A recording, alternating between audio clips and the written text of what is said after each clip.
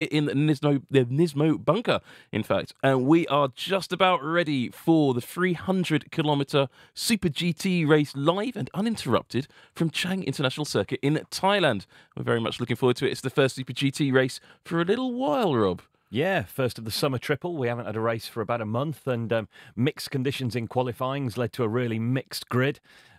Always action up and down the field in both GT500 and GT300. Looking forward to seeing the race. 300 kilometres today for us and 66 laps. Now, don't forget to join us live on the chat on YouTube if you're watching us on Facebook, and do tune in on YouTube. There's plenty to talk about, and we'd love to have you discussing everything all going on. It's okay, folks. Don't worry. Don't worry. It's live. It's me. Not live. Oh, Sam. Sorry, I was putting ourselves out live on our own channel, which is why you got us twice there. I think we should see what happened in qualifying, don't you? Here we go. It was a mixed session, wasn't it, at the start of it? Dakota Jane is there in the pits for us. That's not Dakota, unless she was dressed that way, which wouldn't surprise us necessarily. And the GT500s, of course, took to the track first. But as you can see on the little camera in the background, or as they cut away to show us the Kondo fans and the Barff Sport team, it was a little bit damp. The conditions were not perfect for the first section of GT500 qualifying. And that saw the lap times a little bit mixed up. And it's really a strange, and you'll see as it progresses through, you'll see the results are not where you expect. Now, ultimately, the Hondas took pole position. However, that's because this man, Daiki Sasaki, was at the wheel in Jan Mardenborough condition, perhaps. Yes, the Hondas very dominant, had a real resurgence in the last couple of races, but the conditions, as you say, Sam, very, very mixed and slippery, but it did begin to dry up, which is a big factor around Chang International Circuit. Here we're looking at Jan Mardenborough coming through some of those long, fast, they're really sweeping corners here on this 4.5 kilometre lap.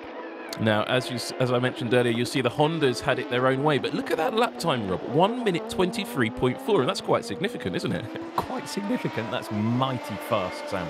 Mighty quick indeed. The lap record is significantly slower than that, so this year's crop of Super GT cars and drivers showing incredible pace. And that lap record we just mentioned, 1 minute 25, was set by Daiki Sasaki in the blue car last year. So hopefully a good run for him today as well. And we saw that fantastic battle on this circuit last year. But behind the wheel in qualifying was JP Oliveira in the Forum Engineering car. Now, he finished fourth, or his lap time put them into fourth position as a second row of the starting grid. And we got to hear what he had to say to Michael Crum during the pre-show. That's not the last one, but, you know, maybe I could have gained 1/10 there. But still, I think it's, you know, good position to start the race P4, and Mitsu did a great job in Q1. Difficult condition, very difficult to judge, you know, to go out and make a call and say, okay, let's go slicks, because, you know, it's up to the driver really to feel comfortable and say, okay, pit in and change the tires. So it was the right choice, and then on the last lap he could get you know, the good lap. So we advanced to Q2, and yeah, the car is good. I think improved from this morning, so looking forward to the race. I want to see you in the podium, guys. I know there's a lot going on in the race. You know, people change tire, don't change tire. You think you have a shot? You know, everybody doing different stuff, so we never know what's going to happen here. But you give it a shot? 優勝行きたい。Okay. やっと日本語を喋ってくれる。ありがとうございます。おめでとうございます。頑張ります。頑張ります。So that was pretty interesting. I mean, JP is in a good position. I think it's his best starting position of the year, and that Forum Engineering car is going to be in a good position to get off the grid. It's going to be a fight. As I said, the GT500 grid is topsy-turvy. The GT300 grid is even more topsy-turvy, with the fastest car actually put to the back. It's always a lottery, isn't it? As soon as you have rain in qualifying, it really mixes up the grid, and it will be interesting to see, particularly in the GT500 field, how the mid-engined Hondas bring their tyres up to temperature versus the front-engined Nissans. So, yeah, an exciting first few laps and very difficult to predict. Buriram is a circuit where you can overtake those, Sam. It really is a good We all know it's an FIA Grade 1 track. It's a bit Herman Tilke through and through, but there are some really good fast corners followed by long, tight hairpins, which is great for overtaking. We'll see it from the aerial photo. It's completely pancake flat, not a slight ripple of an incline anywhere around the circuit. It's like being in Norfolk, frankly. Well, so you're suggesting that the Buriram province of northeastern Thailand is like the southeast of England? No, just the east. It's not south at all. It's just to start out there on the east. You're just from so far west, you wouldn't know. Yeah, the Fens, exactly. I mean, we could talk around the track, but you normally talk about corner names and stuff. And we could... But also, there's been... Because we've been away for a little while, there's been some news, hasn't there? Oh, news through and through. Yeah, Le Mans 24 Hours has come and gone, and some of our drivers from Super GT were out there... at La Sarthe, doing really well, and yes, just this morning we've had a fantastic result in the Blancpain GT Asia Championship, where the Florian Strauss finished runner-up, ex-GT Academy champion Florian Strauss finished runner-up in his Nissan GT-R. So yeah, lots happening in the world of GT and sports car racing. And in Super GT specifically, this. As you note, there are slightly more than just Super GT cars there. Yep, that's because Super GT and DTM have finally got it together. Hallelujah. Not a moment too soon. Almost. Almost. Class 1 is going ahead for next year. The contracts are all signed. DTM are finally going to put a proper engine in their cars, and there's going to be some new aerodynamic regulations which can be used in the Class 1 match races, and there's going to be a few other bits and pieces that come together to see the two series unify. Now, whether that actually is going to deliver fully, I don't know, because I have been told that not all of the regulation details have been fully agreed yet. Sam, you're just so in the know, it makes me feel so insignificant. I like making you feel like that, Rob. But it's going to be interesting to see, because we have got the confirmation of two match races next year. So there's going to be a GT500 versus DTM race in Japan and another one in Germany. And this morning, Masaki Bando announced that if there is the level of interest in 2020, there may also be one in Thailand at this circuit, Chang. Oh, that'd just be amazing to watch, and something that, you know, we've been looking forward to here for such a long time. There's been demonstrations, there's been talk of a race, but now we're actually going to get two guaranteed head-to-head DTM versus Super GT events. And of course, they're going to have to use a balance of performance and perhaps clip a little performance from the Super GT cars, but boost up the DTM one. So really looking forward to it.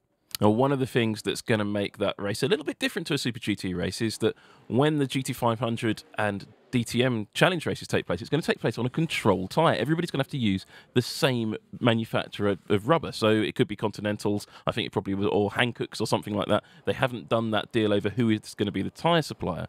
So that's going to require some changes on the GT500 cars that aren't optimised for that tyre. There's also going to be aerodynamic regulation changes, so they're going to have a slightly simplified bodywork kit, so the cars will be slightly lower downforce again than they are now.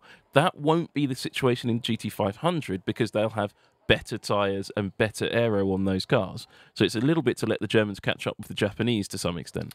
It'll be great to see how the larger Japanese teams cope without their, not control tyre, but without their favoured tyre manufacturer and tyre construction and tyre compound on their side. So, yes, Super GT, very much a tyre war series. And, as you say, going to perhaps the Control Hankook, which is a relatively strong, durable tyre. It'll be interesting to see how these super powerful cars cope with a lot less mechanical grip from the road surface. Now, slightly disappointingly for me, anyway, I find it a little bit disappointing. The races are both going to be sprint format races, not endurance. So it's going to be a single driver race, no driver changes.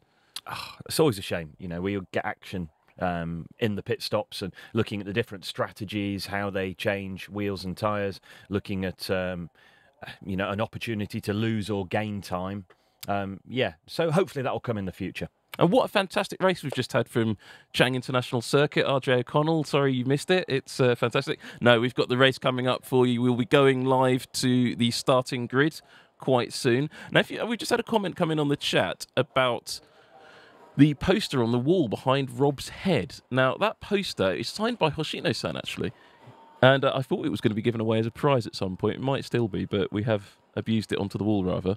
It is the official poster from NISMO Festival from last year.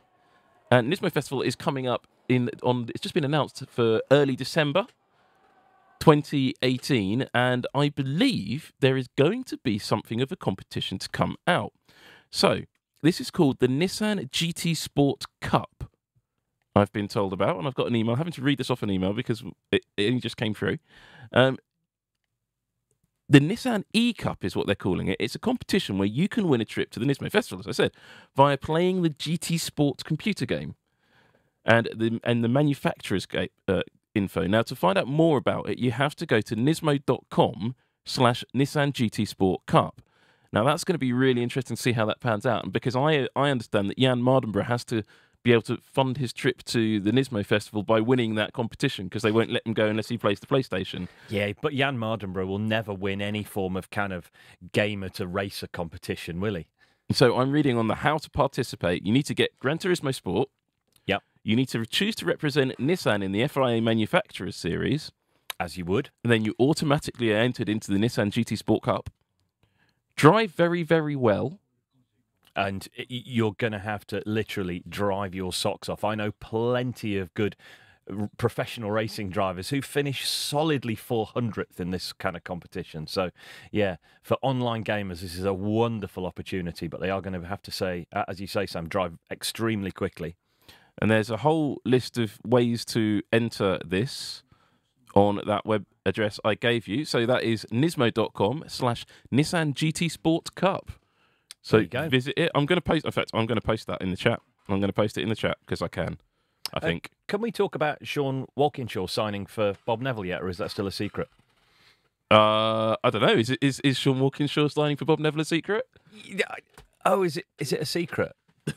Oh, right, okay. No, because I may have heard on the grapevine that our friend and yours, Sean Walkinshaw or Walkinshow, it's on Daily Sports Guy. If Graham Goodwin can write it, it must be out there, has signed for Bob Neville's team for the Silver Cup car at Spa 24, which is, again, another reason to watch NISMO TV. No, click like, click subscribe. There we go. Absolutely. He backs out of that cul-de-sac really quickly. J-turned, I think. So, the question coming, what time is the race coming up? Imminently. The race start is in about 17 minutes' time. 47. Someone's saying 47. I think that's just a Hatsune Miku. No, they're number 0. I don't know. 47. We've got to talk for another 47 minutes. I think we've got to talk for longer than that, Rod. I'm so pleased this is live on Facebook. This will be the funniest thing ever to come to Facebook, watching us trying to fill for another 47 minutes. I'm starting to sweat and we've only got 3 minutes to go. That's because the heating's on. It's 3 minutes till we go live to Chang International Circuit, in case you're wondering. And it is going to be a predict. I want to hear some predictions. Predictions from you on the chat as well. We want predictions from the chat. I predict it will be relatively messy. We've had clean starts for the last few races all this season. I know we had the potential jump starts from Ronnie Quintarelli earlier in the season, but we've had no tangles at the first corner, and I think we're probably an overdue a tangle, Sam. So it could happen in GT 500, but more likely to happen in GT 300, I think. I think GT 300 as well. It is a muddled up field back there, but no one really got to run in the right conditions in qualifying. Warm up this morning, the Lexi were dominant, not the Honda, so they're going to be trying to push through. The Nissans are there and thereabouts as well, so I think we could go for a very unpredictable session. I keep saying that. The pit hoot has just gone on the starting grid, so I think we will be going to the starting grid imminently. So they're clearing it. Heikki Kovalainen, he's been a little conspicuous by his action, by his absence, I beg your pardon, and he dropped the ball somewhat at Suzuka. So are we going to see the first win for Jenson Button as well? We wait and see. Sam, over to you. Well, here we are at Chang International Circuit. You are watching Super GT live on NISMO TV. It's round 4, and we're in Thailand. Flat circuit, flat out racing. It should be great action. 2 classes, GT500 and GT300. We'll explain those a little bit later on. But those 4-cylinder, 700 brake horsepower, turbocharged supercars, I think we have to call them these days, at the front of the field. And then the GT3 and other stuff in GT300. It rained in qualifying, the grid's muddled up, and we are in for a treat. 66 laps of this Herman Tilke designed circuit without a ripple of incline anywhere about it. We'll be looking at the full starting grid surely in a minute, but it should be fantastic action. A few umbrellas up, but that's fortunately to protect the drivers from the rays of the sunshine rather than the drops of rain that we had yesterday. It is very, very humid though, and rain is in the region, but as you can see at the moment, conditions currently dry. We're going to be looking at some of the championship points, but actually look, there you see, Rob, there's Benson Jutton standing next to a set of very deeply cut wet weather tyres. Rain could happen, and look, the Southwesterner, not you, is already sweating, or he's just got some expensive hair. You can see Jensen wearing his cool vest. There's Haruki Kurosawa, he's our pole-sitting driver, one of the pole-sitting drivers in the GT300 category, driving the Leon Mercedes-Benz. It does look incredibly humid down there. We will be getting a weather update shortly from the track. We have Dakota Jane somewhere down there. I can't quite see her on that shot, but she is in the pits and paddock for us, sending us news. Nice to have boots on the ground, so to speak.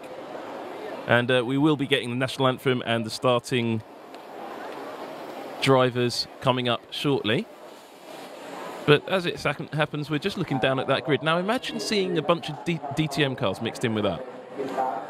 Would you like to see it? I'd like to see that. You put the DTM cars in, but I think the GT300 cars are required still as well.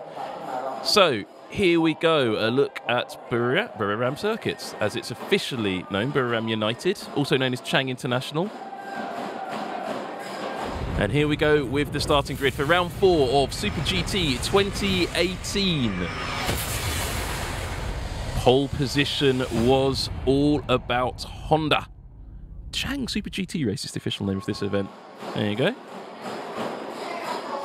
And you have the Motul-sponsored Nissan Honda NSX on one side and the Keihin on the other.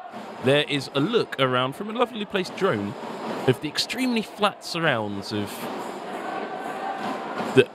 the area around Chang. There's some traffic, still trying to find that, and the fans are really in good voice, aren't they? Banging away, and it's like watching the Brazil football team. They're pouring into the grandstand still, and yeah, they're in good voice, good spirits, lots of enthusiastic flag. Oh, look at that. Stick waving. A lovely bit of stick waving. This circuit is a really difficult place to get to. It's about 8 hours north of Bangkok. I had a little look at a map of Thailand just to sort of get my head around where it was, because I heard it was in the northeast province. I've never been, and there you can see the weather conditions, 58% humidity and 32 degrees air temperature, so it's a sticky but dry day so far. And as you say, Sam, the place is in the middle of nowhere. It really is a long way from any other motor racing venue. Track temperature 47 degrees centigrade. Scotcho. Now you're putting on a crash helmet, a balaclava, 3-layer Nomex, your fireproof underwear. It's going to be warm, isn't it? Extremely warm.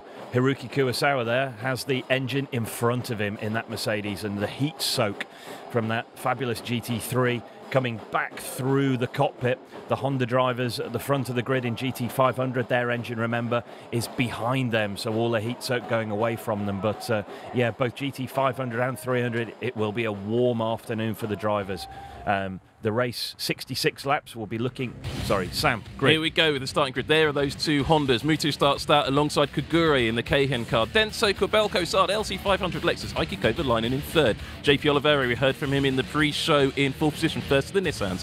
Jensen Button, fifth position in the Raybrigg NSX, alongside Kenta Yamashita in the Wed Sport, the beautiful Wed Sport Lexus. Then alongside Jan Mardenborough starts the Calsonic Blue car. Alongside him, Izawa in the Arta NSX. Satoshi Motoyama starts the number 3 white Craft Sports Motul GT-R alongside Kazuki Nakajima back from Le Mans in the number 10 LC500. Felix Rosenquist is in 11th in the Wacos LC500. Then the keeper Tom's LC500, last year's reigning champions. Nick Cassidy starts that car. Tachikawa in the Zensurimo is 13th alongside Matsuda in the Epson Modulo NSX GT, the only car on Dunlop tyres. Then the Motul Ortec GTI. Ronnie Quintarelli starts that car, but look at that, 62 kilos of ballast We'll talk about that success ballast a little bit later. But first up, we look at the huge GT300 field, led out by the Leon AMG, with Kurosawa at the wheel of that, alongside the Hitamiya Richard Lyons Audi R8 LMS, and alongside them, Takagi starts the R to M6 GT3, that's the orange car, with Sean Walkin chose it the second driver. The Gainer Tanax first in Nissan's fourth position, great start for that. The K-Tunes RCF Morio Nitta in at fifth. Sixth position is the first of the Subaru BRZ, the first of the JAF GT300 cars, alongside Hatsune Miku in at seventh, with eighth position, first of the Honda NSX GT3s, don't get them confused. Michigami starts that in eighth. The Legal Frontier Lamborghini GT3 Motojima, ninth position. 10th is the Bentley, with Juice starting that car. Then the EXE AMG GT3 Yasuoka in 11th position. The Lotus is in 12th, with the Golf Porsche in 13th. The first of the Prius Kokisaga in the 31 car is in 14th, the first hybrid car. 15th position is the D-Station Porsche, with Fuji at the wheel of that. 16th is the Cintium LM Corsa RCF GT3. The Arto RCF GT3 driven by the Thai team, that's home race for them, 17th.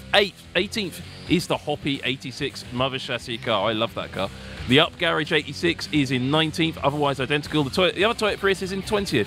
The not at all pretty, but actually quite effective around this track. In 21st is the Toyopet Green Bay Toyota Mark X. Then the Manipa Lamborghini in 22nd. Now rounding out the rather smaller than normal field is the Gainer Tanax GT-R, back of the field. Some of the GT300 cars didn't make the trip out to Thailand for cost and logistical reasons. The chip was full, in other words. And what a mixed up grid, Sam. Up and down the field, cars out of position, like really, really out of position. That Manipa Lamborghini was the fastest car. Now there's the championship points. Leading the championship, Naoki Yamamoto and Jensen Button. 64 kilos of ballast for them. And look how close the championship points battle are to the red car, the number 23 Motul Ortec GT-R. 62 kilos of ballast on and 31 points. 1 point in it for the top. Sean Walkinshaw leads the championship in alongside, well, it's a four-way fight with two cars in it. 1 point back to third position. GT300 is far from settled. This battle's going to go all the way to Motegi. We know that now. And it will be very interesting to see just how that success ballast, and for the GT500s, the fuel flow restriction, Sam, affects their position today.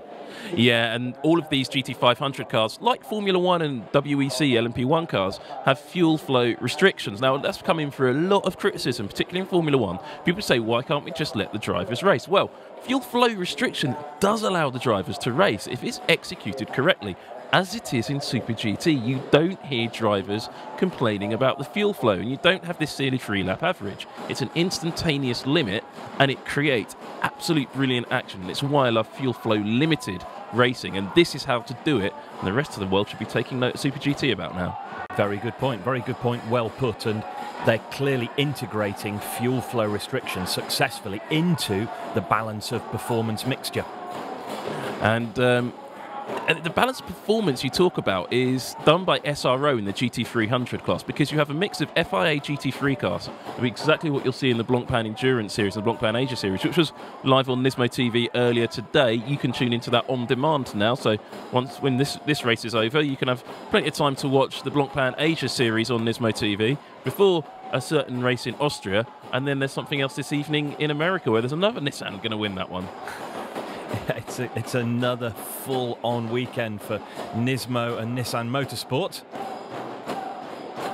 As we see the drivers on the grid and the teams on the grid preparing for the national anthem. Now, are we going to get the Japanese national anthem or the Thai national anthem? I'm going to put my head on the block and say both. Oh, I'm interested to see this as well. They're all lining up. 5 minutes to go, says the girl with the board. There she is. 5 minutes. Little smile there. And it will be interesting to see, they're right standing up for the national anthems.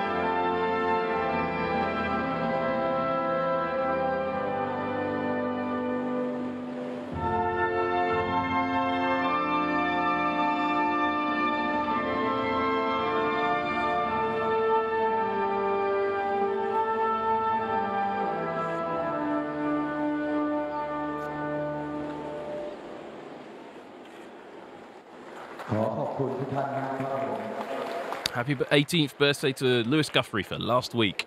And that was the Japanese national anthem you just heard with the Thai national anthem in front. 3 minutes to race start. And let's talk about number 3, GT300.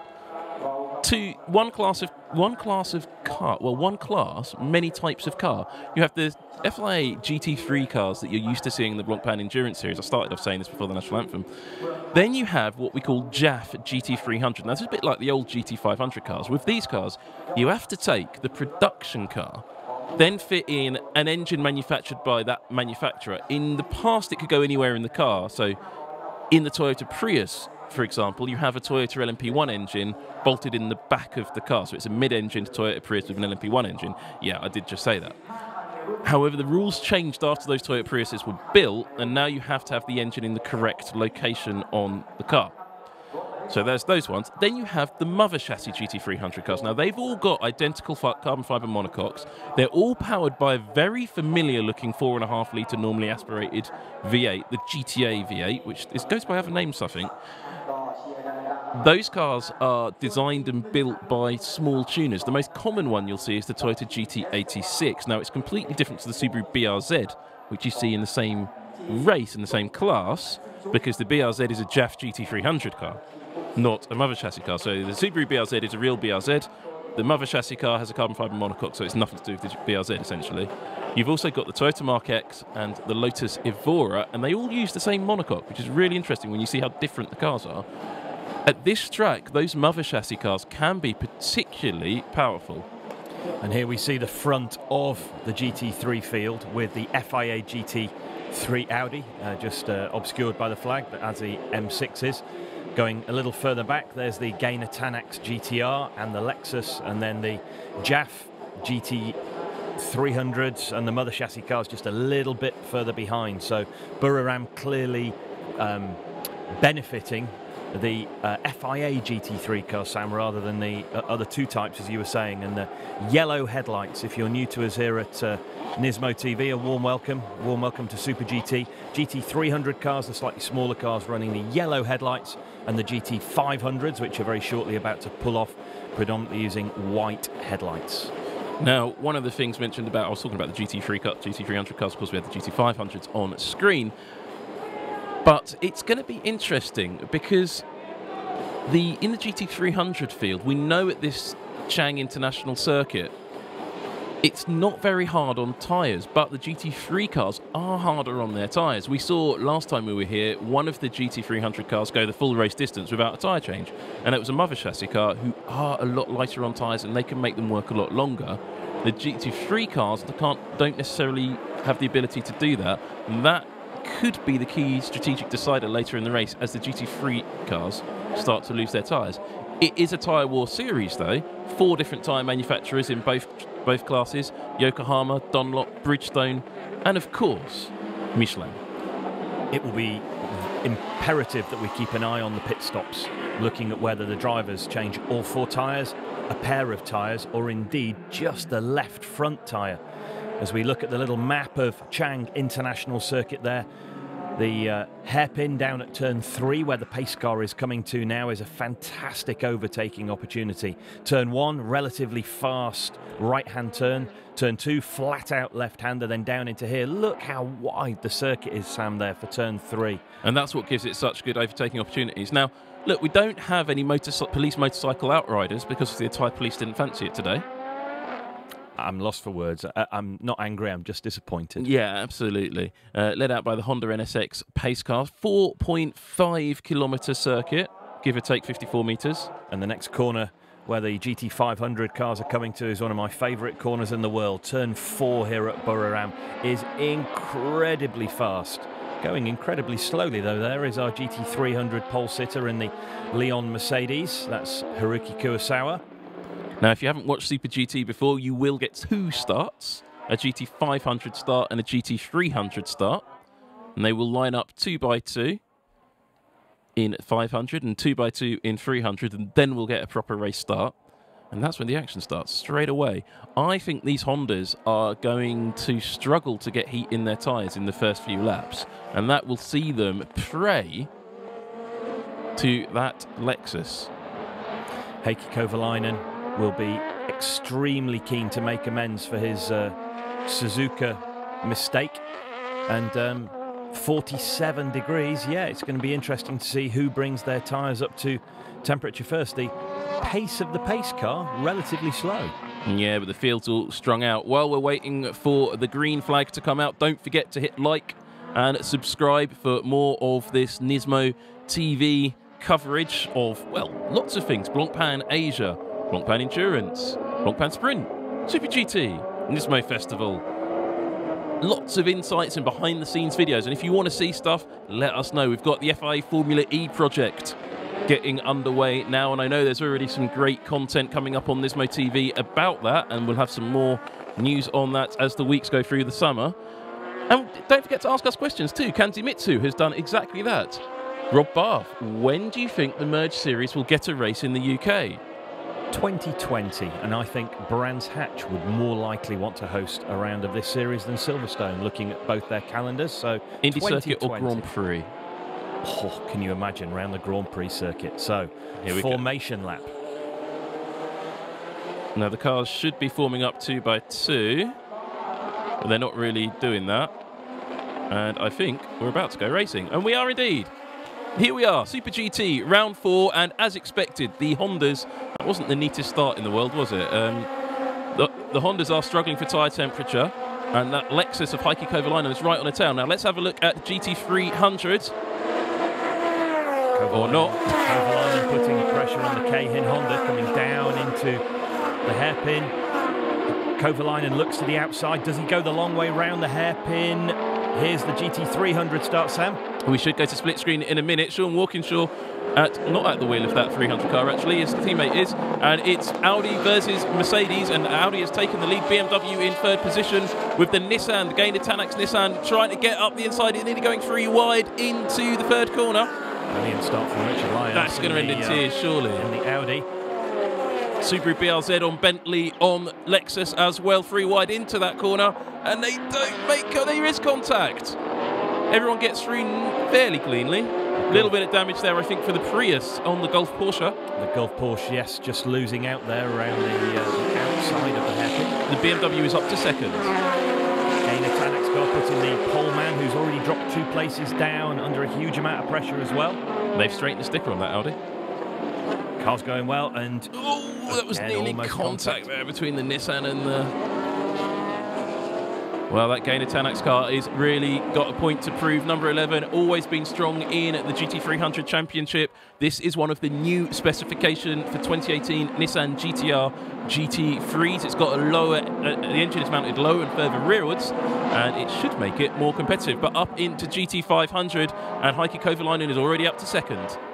As we thought, Heikki Kovalainen very aggressively off the start, and he's closing down Hideki Muto in the Motul-sponsored Honda NSX ahead of him, and also looking very racy towards the back. There was Ronnie Quintarelli down the inside of the white Honda at the turn 3. Oh, we've got good sound here at Chang International. There is the huge downhill section. Goes downhill, the same amount as an egg cut, but there we see as the cars stream through turn 4, the Calsonic, the blue Nissan, putting the Ray Brigg Honda under. It's a battle of the Brits. It's Wales versus the southwest of England. Jan Munro making a small mistake on the exit there, but he's hunting down Benson Jutton. Battle for 5th.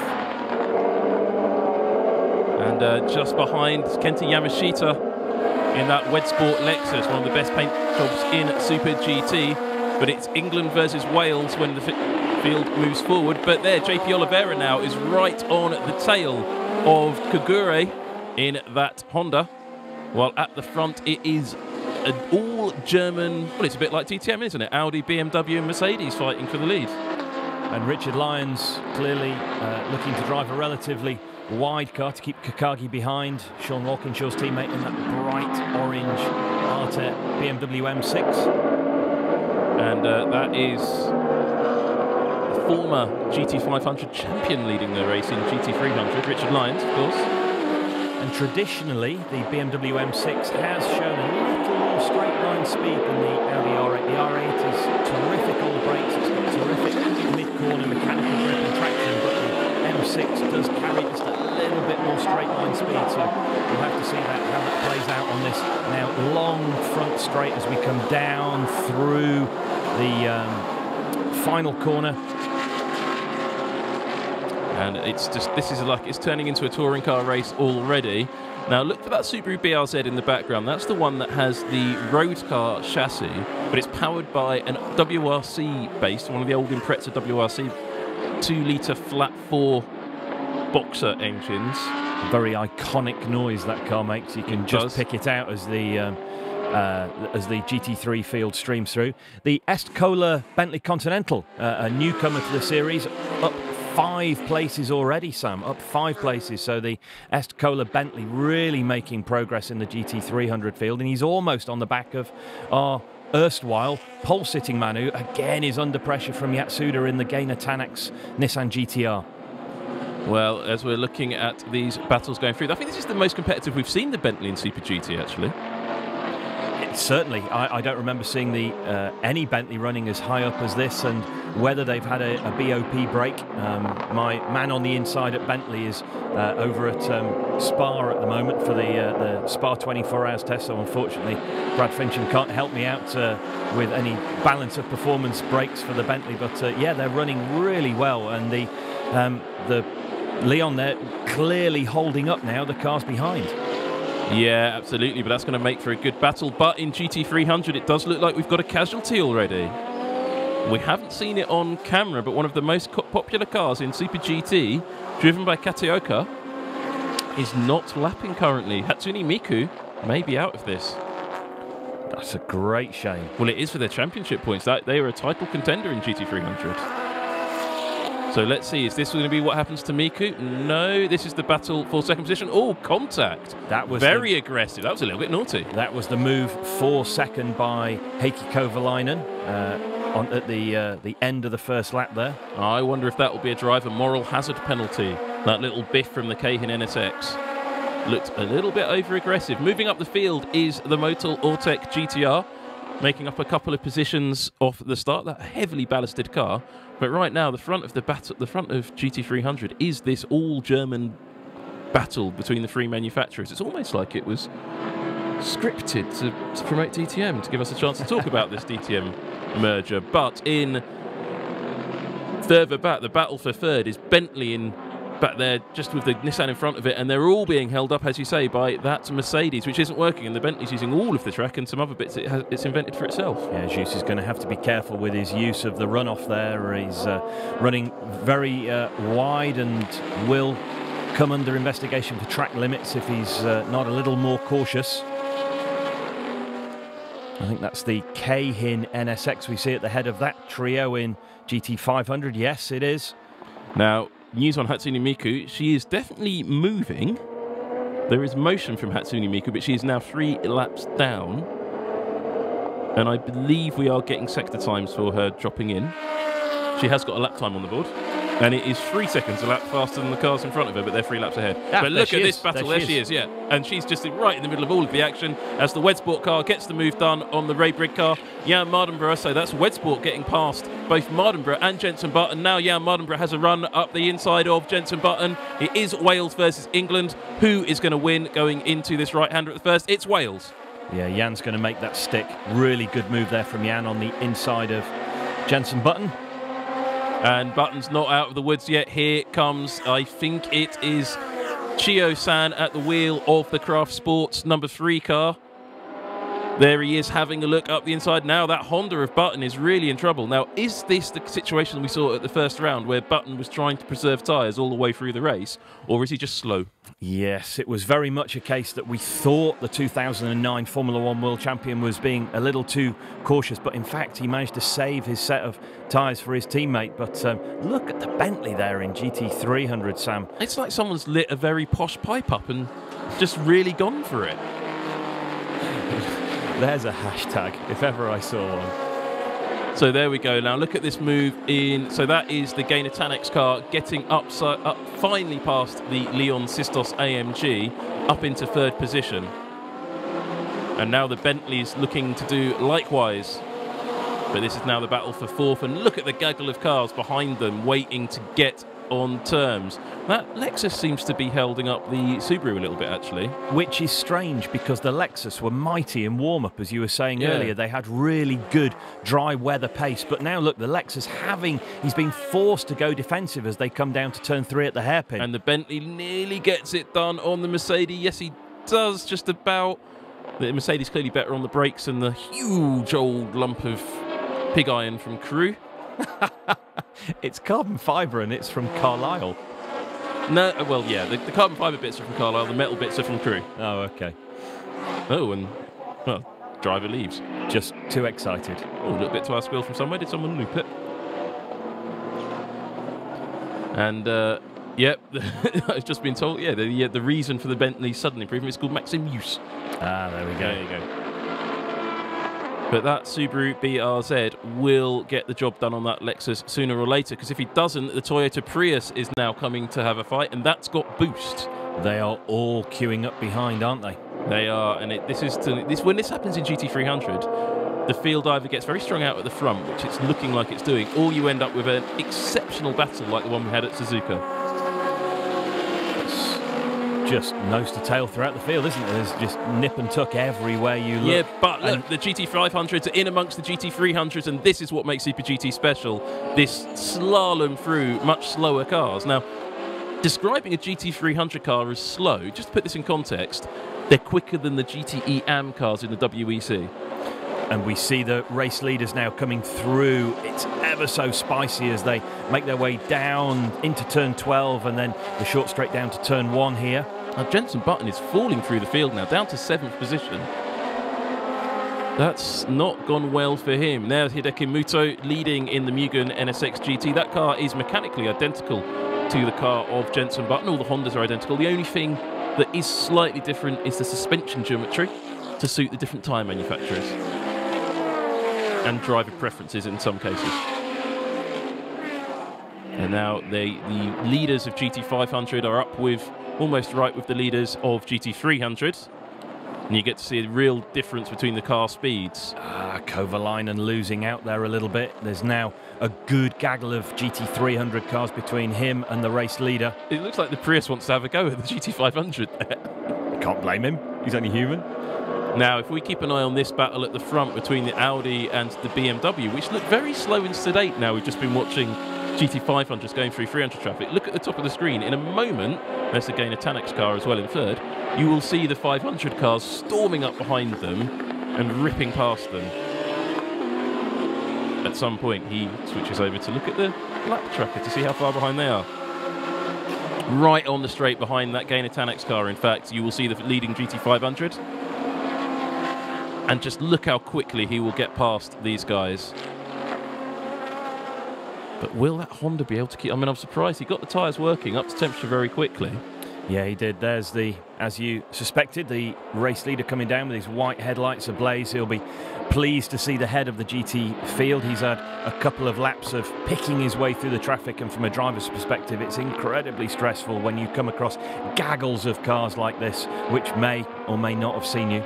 Now, what's it like for the GT300 cars? Because you've been in GT300, Rob, and been overtaken a lot. It's hard. You spend, 80% of your time looking in your mirrors, you cat.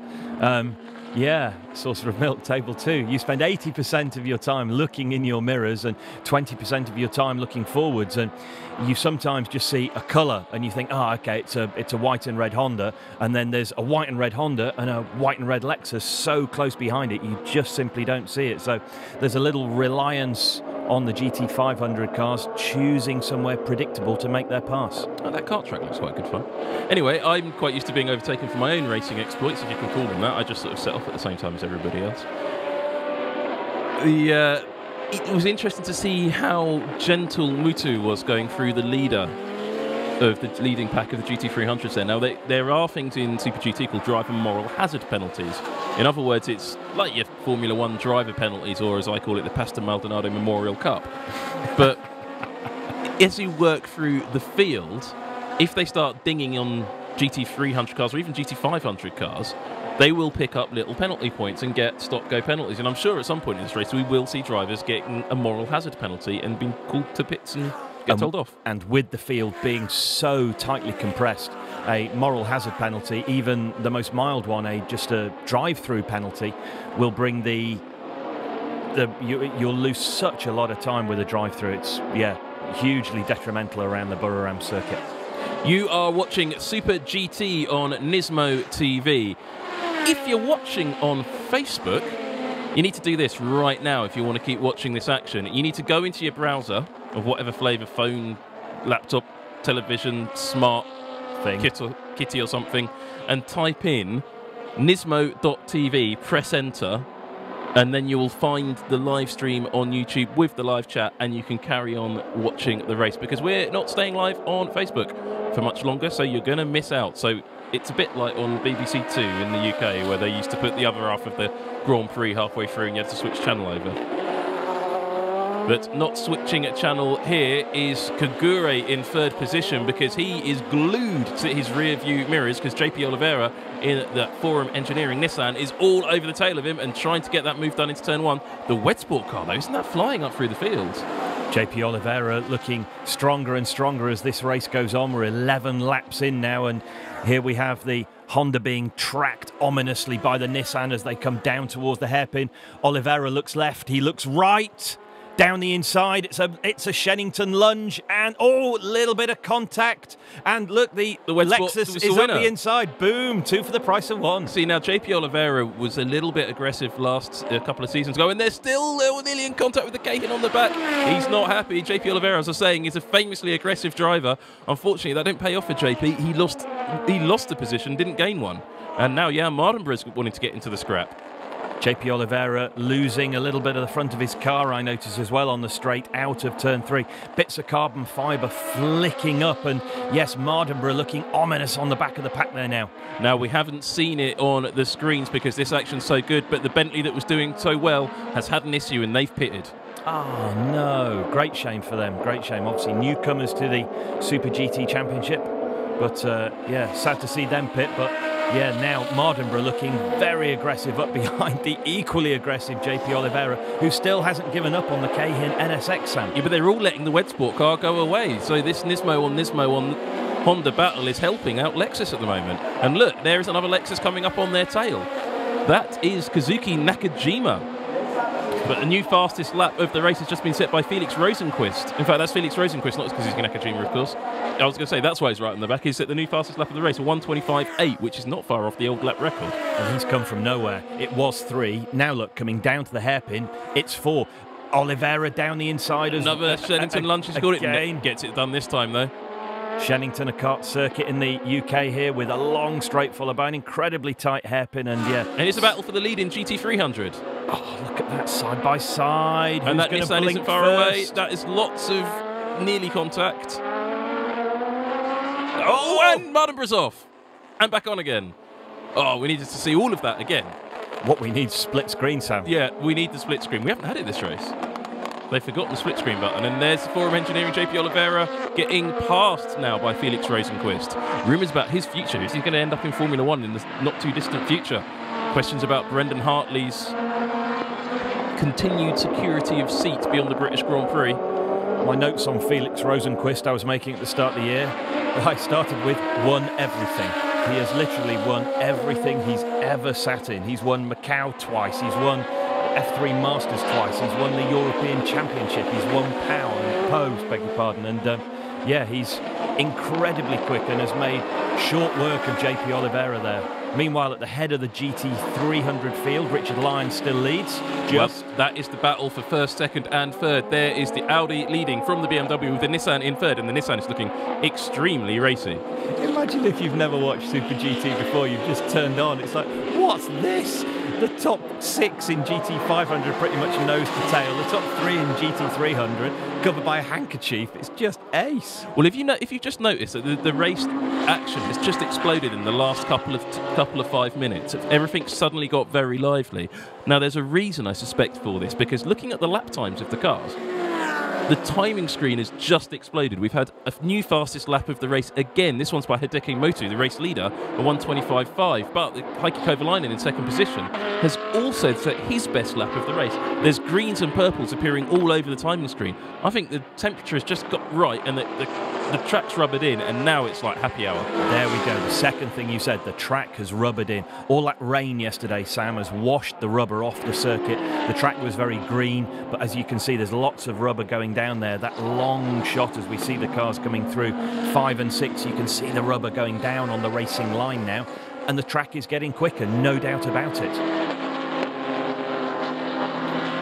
So if you're liking watching Super GT here on NISMO TV, there's a few thousand of you out there now.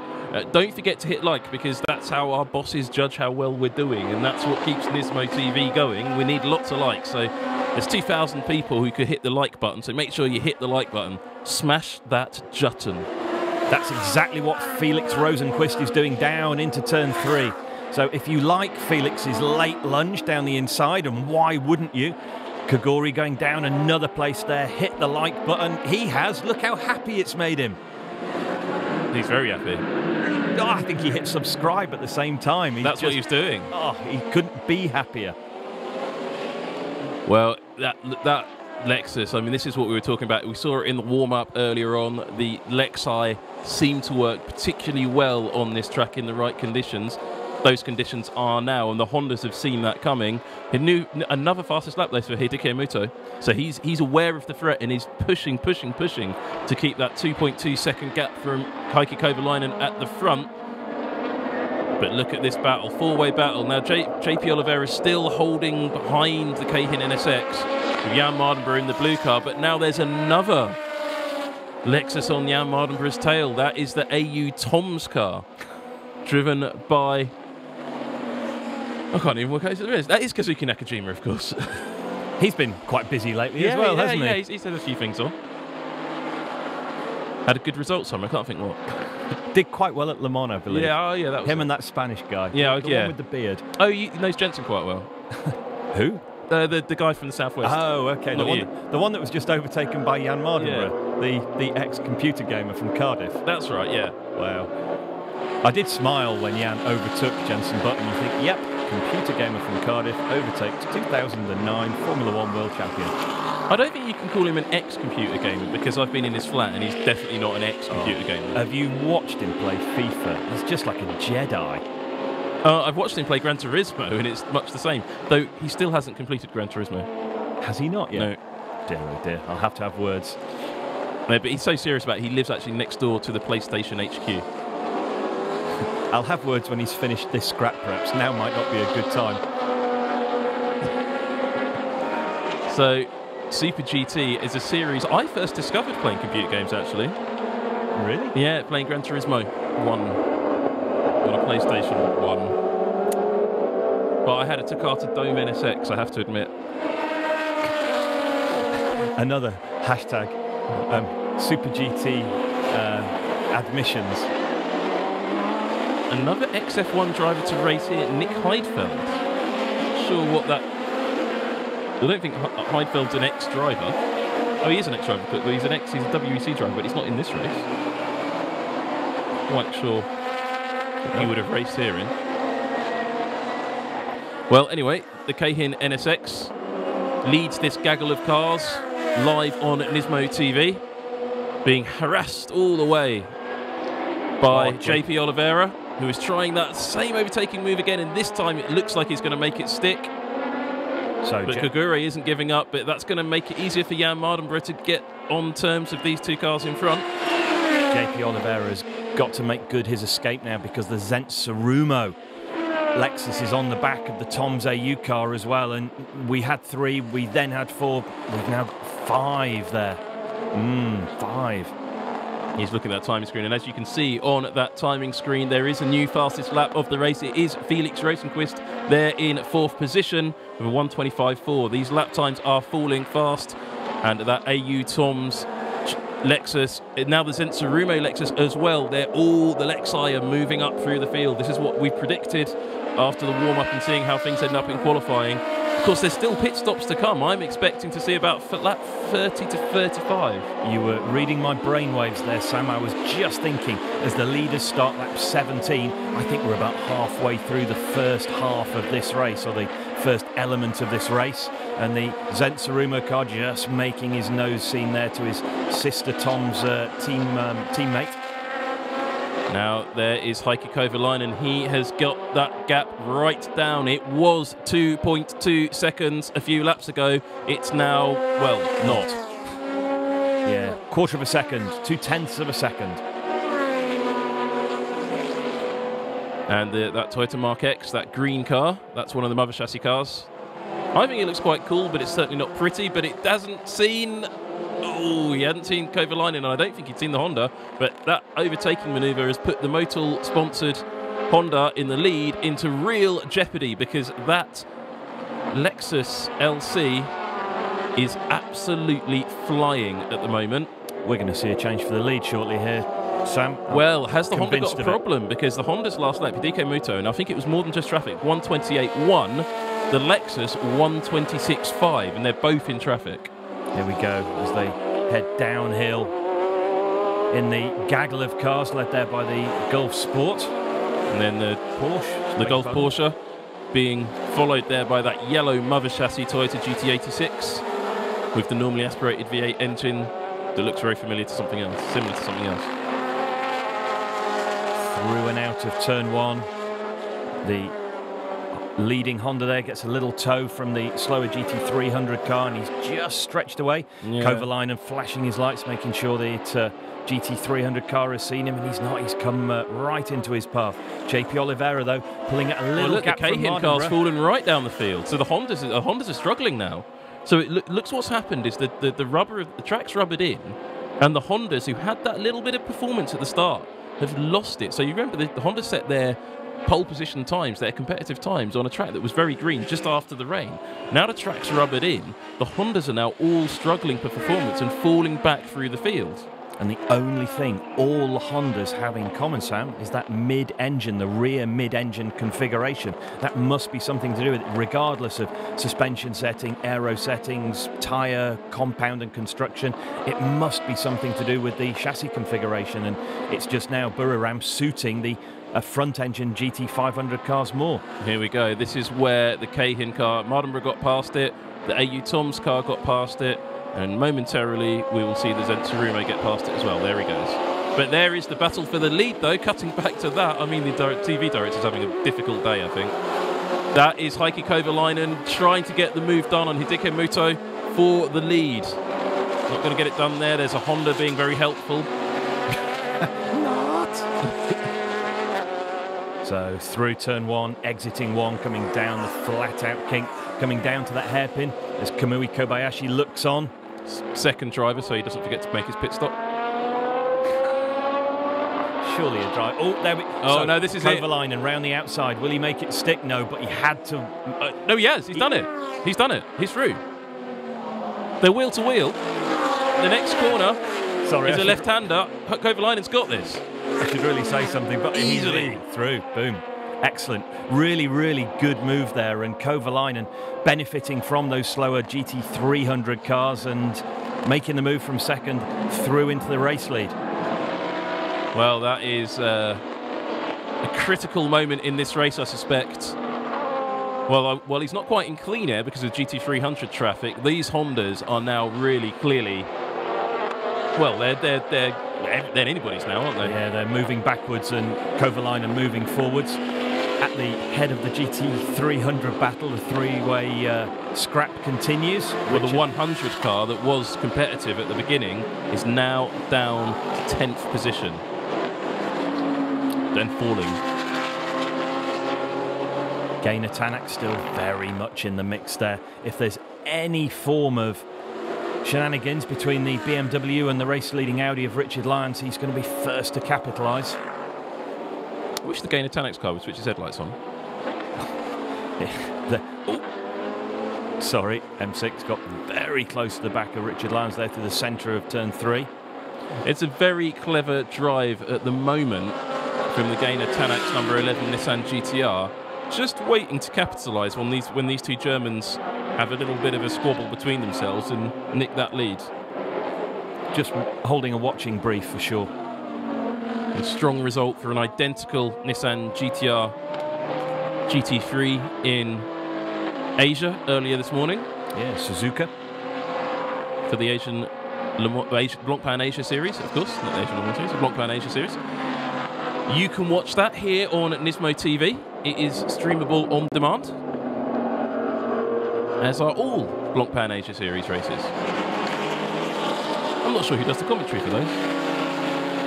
Not us. Hey, it's Bruce. Oh, Bruce does it. Oh, there you go. Bruce Jones, commentator there. In the Blancpain Asia. Well, after you've watched this wonderful action from Thailand, switch over. You can watch on catch up. This is the race from Suzuka. Then there's a race in Austria, which isn't on NISMO TV. It promises to be quite entertaining. And there is some Nissan interest in that race, of course, via the Infiniti and Renault Alliance.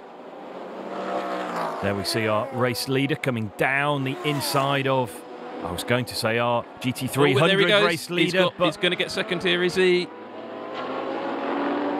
Not quite. No, not quite.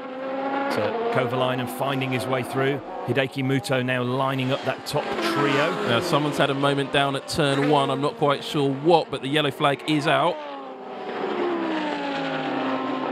It's none of our leaders, and it's the Subaru. He's had an off. Yamuchi discovered the limits of talent and adhesion. Or did he have a problem? That car is quick when it works, but it has never had good reliability. It's been quite patchy in terms of reliability. It's Subaru's works car, the only works car in GT300, and well, this squabble is continuing in GT300. Hideki Muto still to find his way past, and look, where's Heikki Kovalainen? He's gone, he's checked out. And just to look behind Muto, that is the Wacos-sponsored Lexus of Felix Rosenquist with Kenta Yamashita in the Wed Sport car right behind him. Through and out of the final corner, turn 12, crossing the start-finish line to start that 22. And Jan Mardenborough being forced off the track there by JP Oliveira at the top of the screen. Nissan on Nissan. That's not allowed. They'll get a very stern talking to. Well, if there was contact, there may not have been any contact, but yes, Mardenborough was certainly forced off the track there by JP Oliveira. We didn't see it, but we'll hear about it from Jan on Twitter, I'm sure, later on. Have we seen Ronnie Quintarelli in the red car today, Sam? He's been gradually working his way up the field. He's in 12th position at the moment. But with that amount of ballast on the car, it's going to be a difficult day for the red car in the 23. Just chipping away as and where he can, as you say, carrying that large amount of ballast, and of course with the stage 1 fuel flow restriction as well. He's currently hunting down Jenson Button. Things can't be going too badly for him then. No. And we'll get him quite soon. Of course, that battle, although it's not on screen at the moment, it's not on our radar really, that is the battle for the overall championship. Absolutely, and the championship battle, I think, yes, that's a very good point. So that is a battle for the championship lead, though that far down there's not a lot of points to be had, but they could be crucial points as we get to Motegi at the end of the year. Anything would be beneficial, even a single point. Everything, points make prizes, you know. I know it's a cliche, but yeah, if you can pick up just an extra 1 or 2 points, look at Mardenborough this is a double battle, because you've got the AU Toms Lexus trying to get past Jan Mardenborough, who's now making a very, very good job at getting past JP Oliveira, while they're going past the GT300 leaders now. Let's see. Oh, that's very aggressive. And he spun him. He spun him. Mardenborough has put JP Oliveira into the wall, but I think that's JP Oliveira's fault. I do. Absolutely 100%. Oliveira drove into Jan Mardenborough and almost like two stainless steel balls just bounced off him. Yeah, Oliveira, I mean, that was pretty clear. Mardenborough is dead straight. Mardenborough is dead straight. Oliveira moves in. And Jan just holds his position. Oh, well, JP, you were lucky not to take out the leader of GT300 there as well. Heart-stopping moment there for Richard Lyons, and Oliveira's parked it. Oh, he is not going to be happy, and nor a NISMO. So the gravel trap has done its job, brought the car to a safe stop, but Oliveira out of this race, and we've seen a couple of little bits of contact from him, and as you say, Sam, NISMO Motorsport heads will be... and that's the Subaru. I said it's got patchy reliability, and, it patchy. It patched itself. Need an upgrade there. So has he done it on his own, or it looks like he's just conked out, hasn't he? Now, with a car off at turn 1 and a car off at whatever turn that is, the PTT station turn, whatever that is, could it be a safety car? Quite possibly. I'm looking for movement from the marshals and movement also in race control. The incident between Mardenborough and Oliveira now officially under investigation. Yeah. I would be amazed if any moral hazard was applied to the Welshman for that. You'd hope not, because you could clearly see Oliveira made the first move into him. So let's wait and see, though. I'm sure they'll be looking at super slow-mo replays as we've got Honda on Honda now coming down the back straight towards the hairpin. Honda on Honda with 2 Nissans hunting them down. So Satoshi Motoyama has got in front of Ronnie Quintarelli actually in the red car. The live timing isn't showing that, but he has, because I can see it. While the Raybrigg and Cahin are fighting it out. That's Jensen, Button and Kagure trying to get that position. But as you can see, the white car and the red car are further back. And that is the leader of GT300 in the pits. So maybe he's scared himself off the track. An early stop there from Richard Lyons. His afternoon done and dusted, and makes an early handover to his teammate. Now that's interesting, because that is quite an early stop, and I'm wondering if that's routine. Well, the Raybrigg, Cahin, Craft Sports, there's the number 3 Craft Sports car, that white Nissan GT-R GT500. But here is, well, that is the battle for second position. Felix Rosenquist has now got onto the tail of Hideki Muto and won't make job. That's a very slow stop. They haven't dropped the car down. Yeah. Oh, it's all going wrong.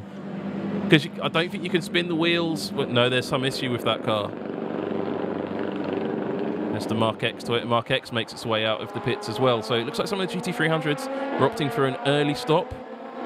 Almost looked like they had a problem with the air release there. It looked like they'd released the air to drop the pressure out of the air jacks to lower the car down, but the car didn't drop. And of course, you can't start the engine when the car is in the air. So he'll have fallen foul of a regulation there for sure. Bit like a certain car at Le Mans, but there you go. Didn't fall foul of regulations there, did it? But wouldn't have made a difference. The Audi is out of it essentially now, because the battle in GT300 is so close that Audi is no longer going to be competitive. He'll be lucky to be in the top 10. As we suspected at the start of the race, any form of misdemeanour... Oh, the Nissan Skyline set off on its own. Any form of misdemeanour in the pits will be hugely costly here at Buriram, and that has been the case with the race leader for the first half of the GT300. There we see our race leader in GT500, Heikki Kovalainen, still staying out. Heikki Kovalainen is losing time. His last lap was a 1:26.4. The cars behind him are doing 1:25s and low 1:26s. He's losing a little bit of time. He's being hunted. But is he just driving a sensible race out on his own? I think Felix Rosenquist is driving the pace here. In the blue and pink Lexus, he's clearly pushing that Honda very, very hard, who's having to respond. And as the traffic ebbs and flows, as we see the Audi being pushed forlornly back into the garage, that gap at the front of the field is coming down ever so slightly. Cahin NSX now in for its pit stop. Okay, so that was definitely a left front change. And there's tyres at the rear as well there. So all 4 tyres, and that is problems for one of the GT3 Nissan GT-Rs. Not quite sure what the issue there is. That's on the exit of turn 8. Parked on the outside, not really in a place where you would say dangerous enough to bring out the safety car. Very unusual to see a GT-R having any sort of reliability trouble, to be honest. But look at this battle between Rosenquist and Muto. Rosenquist looking very, very aggressive and really making his mark now in Super GT. One of those recovery vehicles hanging around, waiting for a safe opportunity to go and recover something. And we've got yellow flags out at turns 8, turns 9 and turn 11, so race control will be having eyes on screens everywhere up there. So there's a lot of damage, a lot of bodywork down from someone there. Yeah, well, I wonder where that came from. It's been there for a couple of laps. I spotted it a little while ago. I thought it might be from earlier GT300 contact, but yeah, Rosenquist down the inside of Muto. Has he made it stick? Yeah, easy. That was a matter of Muto just disappearing off the track as well. A good measure. That WED Sport car will be on the back of Muto in not too long as well. There's quite a bit of debris down. I wonder if someone's lost a tyre or something. Possibly. Ray Brigg into the pits. Indeed. Now, when this all filters out, you'll see where these cars are. There's quite early pit stops. And you would make an early pit stop if you were struggling with tyres. If you were negatively losing positions and feeling that the tyre had gone away and you were lacking in confidence, you just want to get in, get those tyres off, put your teammate in on fresh rubber and Control Alt Delete. And clearly the Hondas have been struggling for pace as conditions change. So the Ray Brigg car makes his way out on a fresh set of boots. Jenson Button handing over to his teammate there. The man from the Southwest's race is over for today, and it wasn't a tyre-saving run, just slow. Just struggling. Another car that has struggled in the first half of the race, our pole-sitting Mercedes, the Leon Mercedes there, and they're taking a full set of tyres as well, so clearly struggling for grip in the GT300 class as well. Yeah, I mean, he was one of the front runners still in GT300, but we will see them filter out. Lap 28, though, it's still more than half the race to go, and if they're struggling at this point for tyres, they're not going to. It's going to be a very unpredictable end of the race. Yeah, last few laps will be extremely entertaining, watching the drivers trying to consolidate their pace as the tyres go away from them, as they fall away. Cars to watch in GT300, I think, are the Mother Chassis, the Up Garage 86 and the Hoppy 86, as is the number 31 Toyota Prius. I can see them working through the field a little bit. Manepa Lamborghini, not really that competitive. Shosubo and others like him who started out of position and working their way back through the field. But clearly they're not as light on their tyres as the more traditional Japanese GT300 cars. No, and there you see Hatsune Miku, another one of those cars out of position from early problems, working their way back through to the front. You're watching Super GT Round 4 from Thailand, live and uninterrupted on NISMO TV. Don't forget to hit like, don't forget to subscribe, because there's loads more of this special content coming up through the season. Somebody else, though, has had a moment, perhaps at turn 8 and turn 9, someone has stopped to hit like and subscribe because the yellow flags are out again. That was where we saw the GT300 Nissan stopped a moment ago, as we see the car that was on pole position making his pit stop. Driver change. Deadeye 313 asked a decent question. What categorises a works car? I categorise it as a manufacturer-owned and funded operation. And that means almost all of the essentially all of the GT300 and all GT500 drivers, and a couple of GT300s are works cars. However, there's works cars like the number 23 Nissan GT-R, which is designed, built and run by NISMO. And it's the only car in Super GT that is designed and built and run by the same team. Yeah, I always look at whether the drivers are salaried by that manufacturer. And at the end of every month, Jan Mardenbruch gets a check thumped through his door from Nissan. He is a works driver in a works car, so yeah. He told me they paid him in, like, just food. Oh, and contact there between the Manepa number 88 and the Lexus. Now the Lexus is missing body, so it's Lamborghini on Lexus, and a bit of bodywork falling off on the start-finish straight. Yeah, large piece of wheel arch liner coming out there from one of the cars. That was the Lexus after the Lamborghini bit it. So with the pit stops cycling through, this is why you're seeing these Lamborghinis now coming up towards the action. They've still to stop. Mexican standoff there between the two GT300s. They come down, and yes, the Lambo makes its way up past the Lexus. And those are, of course, team cars, those two Lamborghinis. The Tom Zayu car flashing his lights there. He's just come out of the pits. Remember, no tyre warmers in this series, so cars like the Ray Brigg Honda, as we see, rejoining there on cold tyres. A warm afternoon here in Thailand, track temperature of almost 50 degrees. It will still take a couple of laps, though, to build temperature and pressure into those cold slicks.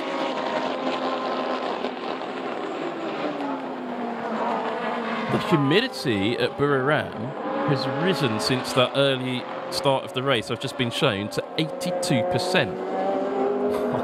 That's sticky. Which is rather warmer than it is here in the NISMO bunker.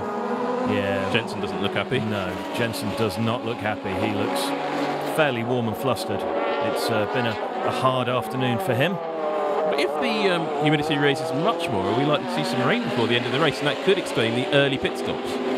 The thundery showers bubble up out of nowhere in this part of the world, and we've still got, I'd say, 40 minutes of this race remaining. At least 40 minutes. We're not even at half distance. We're not at half distance, so we've got more than that. Lamborghini on Lamborghini now on that long run down through turn 2 to turn 3 at the hairpin. Well, it's turned to a one-team Super Trofeo for second. Motojima and Caldarelli. Caldarelli was the fastest driver in qualifying, but a technical infringement of some sort, which I'm not actually sure what it was, on that car saw them relegated to the back of the GT300 field. They're now battling for second, though only on pit stop cycle. So Caldarelli making his way up from the back, as you say. A few of the early pit stoppers will have helped, but he's had a very positive afternoon, making his way forward from the red lights going out. And I didn't think he saw the Wed Sport car until a little bit too late there, but we're waiting to see this pit sequence cycle through. We still have some GT300, GT500 cars who've yet to stop. Jan Mardenborough, we haven't seen him hand over his car to Daiki Sasaki quite yet. I've been keeping my eye on the timing screens for any drive-through penalties. Yeah, that's just come up, and JOTT has just asked that exact question. Any news on the potential penalty for Jan Mardenborough and JP Oliveira for that moment? I think my understanding is that they're still talking about it in race control. Yeah, no news is good news for now, but it wouldn't be the first time that race control have discussed things for quite some time before then handing out a penalty later in the race. So I'm afraid we'll just have to wait and see. Do you know what they're doing? They're having a mid-race cuppa. Are they really? That's what they do in Super GT Bando-san. Oh, and there's the pit stop for the Wed Sport car. I do love the paint job on that car. It's so iconically Super GT, Japanese GT. Some really exciting use of chrome and fluorescent yellow. Yep, fantastic. I'm right there with you. Looking at the fuel going in as well. And this team is actually one of the reasons that there may be a little bit of a question mark about the DTM Class 1 regulations. Now, the DTM wanted to have completely spec wheels, but those wheels you're seeing going on are Wed Sport wheels. And there were 4 of them going on as well, Sam. Just making a note, Wed Sport took 4. Now, that car has its own bespoke wheels made for it every single season. As we're seeing the Zenitsurumo car on its way in as well. We just saw the pit board going out. Yuji Kunimoto taken over the wheel of that. As Heikki Kovalainen remains leading from Felix Rosenquist. I think Ronnie Quintarelli pitted right at the back of our picture as well. I saw a red flash disappear from left to right. Could well have done. It's not showing currently on the timing screens. He was up to 8th position, just behind Satoshi Motoyama in 9. Jan Mardenborough now is in the pits, however. He'll be handing over to Daiki Sasaki. And no, Ronnie didn't pit. That was the Zenitsurumo car you saw coming in. Ah, okay. Or possibly the BMW, which we are seeing.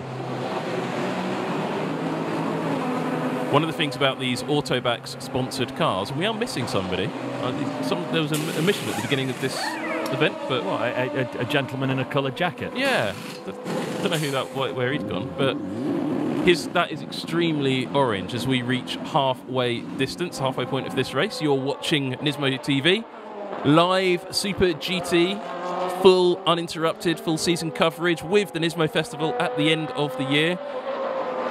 Like and subscribe if you want more of this, because there is so much more to come. And one thing to come will be the man we're looking at here in the driving seat of this BMW will be jumping into a Nissan for the Spa 24 Hours.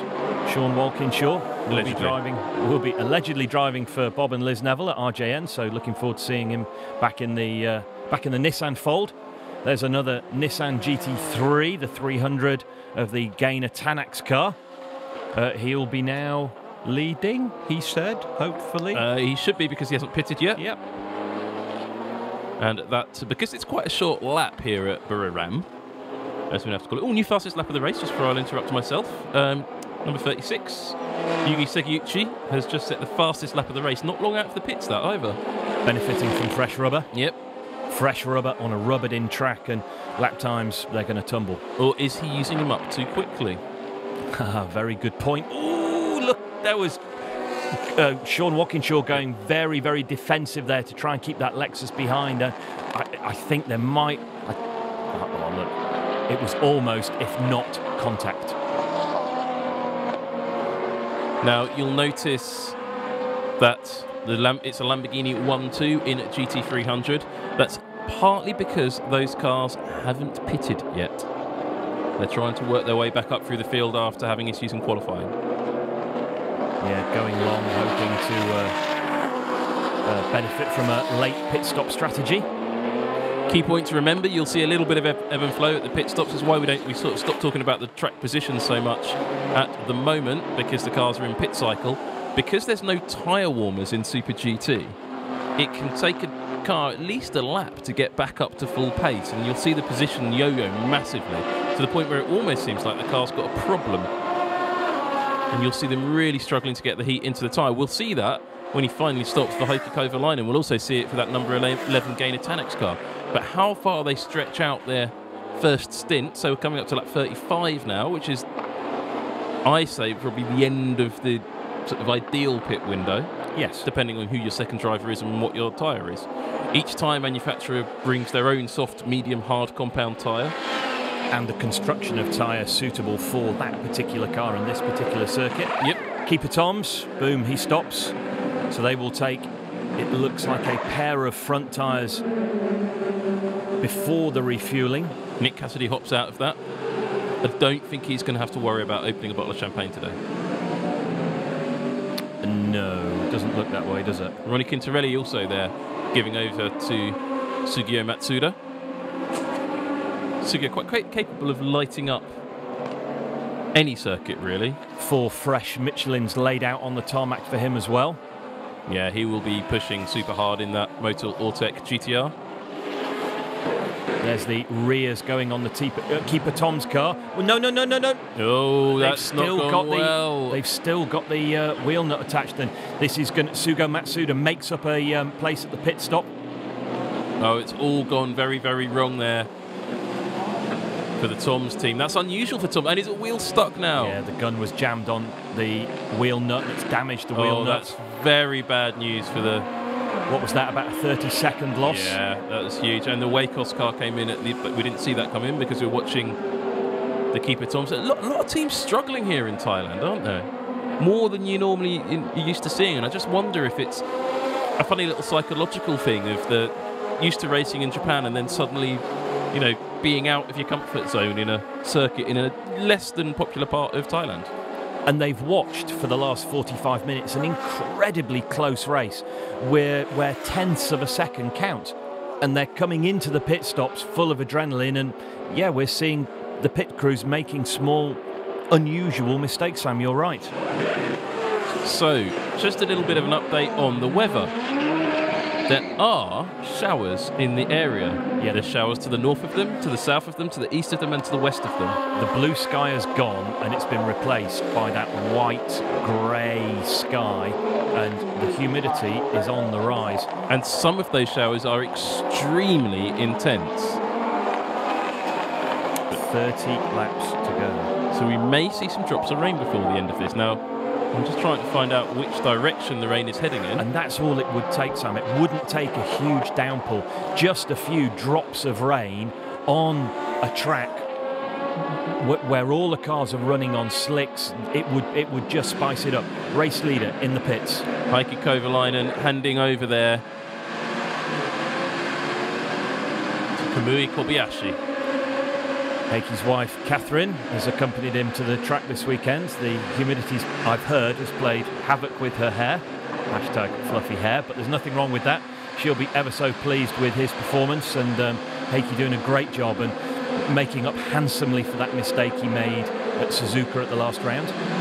He probably doesn't want to be reminded of that mistake he made at Suzuka at the last round. I've only mentioned it 3 times, and that's the last time I'll mention it. Yuji Kunimoto is a car that Heikki Kovalainen, well, actually Kamui Kobayashi is going to have to look out for. Setting a new fastest lap of the race, 1:25.1, way quicker now than the lap record. Lap record has gone, despite these cars meaning to be lower downforce and slightly slower. They're just getting faster and faster and faster year on year. It's amazing to think of the power being produced from these relatively small internal combustion engines. In the GT500 class, there's Tsurumo cars having more pit trouble. See, this is what I'm talking about. There seems to be, and it seems to be affecting the Lexi more than any other car. I wonder if it's a new component trouble. Well, no, because one was the front, one was the rear. So it wouldn't be anything to do with drive pegs or wheel location. No, it could just be finger trouble. Wow. There you go. We have a solution in the studio. A small Allen key? Yeah, that's the solution. Ah, okay. Yeah. Well, the Nismo wheels aren't falling off. I forget we have a studio cam sometimes. Those watching it don't. New fastest lap again for Sekiguchi now set the fastest lap of 1:25 dead. Oh, we're going to be in for 24s ever so shortly. We certainly are. If there's anything that should make you click like and subscribe, should be a lap round Buriram in the 24s. Well, the prospect of watching Kamui Kobayashi going at it around a track this lively and a race this lively with a prospect of rain coming. I'm now looking around for a like button to hit myself. That's just I hit the like button. You're watching SuperGT on NISMO TV, and well, this is quite exciting, isn't it? It's extremely exciting. We're just coming to the end of our round of pit stop cycles, and the race settling down somewhat, but yeah, still. Yeah, it's only because they're waiting for the tyres to come in. You'll see these battles resume. Oh, and trouble for the number 8. Hasn't really featured in this race. The Honda NSX GT. Honda did really well in qualifying. They've been dominant in the last couple of meetings, but having a bit of a mare today, aren't they? Well, I think the issue with the Honda is the track was wet in the first session, then it dried, and it was just a completely green track, and it just seemed to suit the Honda with its mid-engined layout. I don't think a rubbered-in track, it isn't working. No. That layout isn't working on this track. I'm already starting to think now about our, as it stands, championship table. And oh, it's a bit early for that, mate. No, but we're mixing things up now, left, right and centre. There's Felix Rosenquist. He put in a great race today. Yeah, he's delighted, and he should be. Brilliant drive from Felix Rosenquist. We need new mugs. Hashtag new mugs. That's the third and final time I'll mention hashtags as well on this show. I'm 43 years old. I'm far too old for that. And also not on social media. Again, I'm just too old for social media. I think if you're in the chat, if we get to 2,500 likes, we will set up a Twitter account for Barffy. Right, okay, that's the deal. 2,500 likes this morning, and I will go on Twitter. There you go. That has got to be done. So there we go, with additional sponsorship on the Wedsport Lexus from Arto, which is the sponsor of the Thai team. So I wonder if that's just on for this race, or quite possibly. Is the Wedsport team going to go a bit Thai? Iconic livery on that car. It's great, isn't it? The Lamborghini's continuing to run long at the head of the GT300 field. That's the car that the Denso Lexus is making its, didn't see him there again. Making its move on. I always think when I come up behind a Lexus a Lamborghini GT3 car, how much of his mirrors can I see? And the side mirrors are tiny. They run a rear-facing camera, but at this stage in the race, there'll be quite a lot of rubber and oil residue on the back of that camera, and visibility in the back of those Lamborghinis is notoriously poor. Unlike the new Nissan GT-R GT3, where the rear visibility is great. Not that you'll need it, because you're leading. There we go, said a spokesperson. My name's Gareth. Morning, Gareth, if you're listening. Thank you for your lovely email. That was very dramatic. I thought someone was having a very big accident. Of course, it's one of those tracks where the pit exit is just there. But someone has had a moment at turn 9. I'll try to see who that is. Yeah, turn 9, the double apex right. No one seems to have stopped moving at turn 9, but the yellow flag is out. So I'm not quite sure what that's for, but here is the battle for the lead. Kamui Kobayashi and Oshima trying to get past him. Yeah, the Wacos car looking as it did in the hands of Felix Rosenquist, very, very racy. Oshima looked to make a move on the inside of Kamui Kobayashi at turn 3. Here we come into the super fast left-hander at turn 4. The car's really leaning on their tyres as they make their way round now into the much, much tighter section of turn 5. Caldarelli pits in the Lamborghini. Thank you very much. Turn 6 opens into 7. Now we're coming down into the area where that yellow flag was, Sam, here at turn 8 and turn 9. No idea what that yellow flag was about, but it was there and now it's not. No, all clear. Long, long left. Ah, no, there we are. It's one of the Prius. That will do it. It's not showing on my car tracker, but there you go. The hazard is still there, but the hazard flag has gone. Yeah, we'll just leave it there. Driving moral Prius penalty. Oh, I thought you were going to complete your sentence with the words hazard then, and I glanced down at the screen for Jan Mardenborough's name, but no news is continuing to be good news for Jan, touch wood. Pit winner at the moment is looking like the number 3 car with Chio. Up to 5th position. And benefiting from a super clean stop. Sugo Matsuda has just lost a position to Ishiura, which is surprising. So we're going to have and the red car and the blue car are on track together. Wow. Okay, so the red car showing really good, consistent race pace despite that fuel flow restriction and the massive lump of ballast in the passenger seat. 64 kilos. That's gone beyond small grid girl size. We're into like slightly bigger grid girl size. Yeah. If you haven't watched SuperGT on NISMO TV before, you'll discover there is something of a rivalry between the Motul Ortec GT-R, the red car, and the Calsonic Team Impul GT-R GT500, the blue car. And they do have some form. So, shall we say? What? You saying the red corner and the blue corner have got form against each other? Yeah. Surely not. There is the Arto RCF, that's the Thai team. Enjoying their home race, I'm sure. Shame they couldn't think of a better livery, but there you go. And that battle seems to have stabilised at the front. Now, the TRD engineers and TRD management are not beyond putting team orders on the Lexus cars. It's not something you see in Nissan and to a much lesser extent in Honda, but TRD are much more willing to apply team orders. And this is the first race I can think of for quite some time, Sam, where we have Lexus running 1-2 with a reasonable gap back to P3. We've got 6.5 seconds now between P2 and P3, so this is relatively comfortable at the head of the field for Lexus, and they need that for the championship, which so far has been a Nissan and a Honda affair, as we see finally now the Lamborghinis coming in to make their pit stop. And look, your Cintium Evora is now up into the GT300 lead. Yeah, I mean, the Evora seems to have remembered how it goes racing and just stay out for as long as possible and then win race. Though it never has actually won a race. It's broken down before winning a couple of times. This is a good battle in GT500, however. There is the... Oh, well, this is another battle in GT500.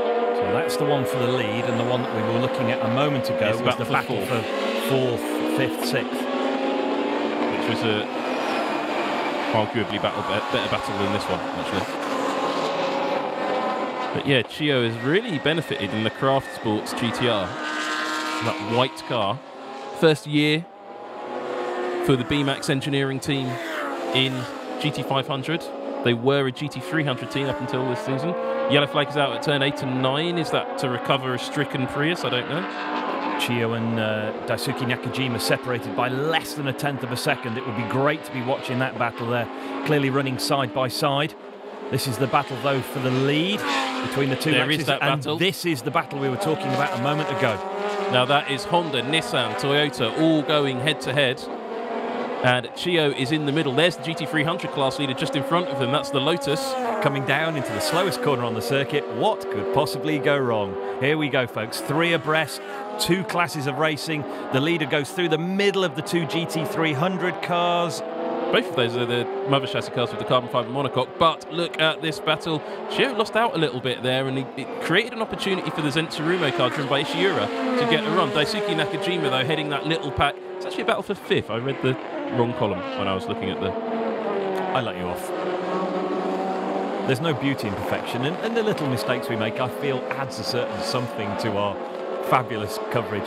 Click like, click subscribe. Is that what you used to say on team radio when you had a problem? What do you mean, used to? Well, this battle is going strong. Now, Chio has had an interesting race because they came from really nowhere, and that yellow flag was out to recover the stricken Prius. The Craft Sport car wasn't particularly strong in qualifying. However, good pit strategy has seen him rise up the field now to where he's running 6th. But Ishiura in the Zenitsurumo car wasn't far off battling for the lead, if you remember. And, well, it looks like those Lexus tyres are going to start working again. But don't forget, the Hondas saw this pattern of being strong on fresh tyres and then fade. So don't expect to see that Motul-sponsored NSX stay where it is for very long. Give it another 5-6 laps, and I think you'll see the Hondas starting to fade. 2/3 of the distance of the race is over, and this is the point where I expect to see people try and put that final strategy in. But there is still this question mark. Look to the sky. Could there be a sudden downpour in the final laps? Stranger things have happened as the race leaders come past the section neutralised by yellow flags. The Wacos car there having to wait behind the slower GT300 Mercedes. And it's... I think we should have a listen to these cars because they sound great as the yellow flags come out.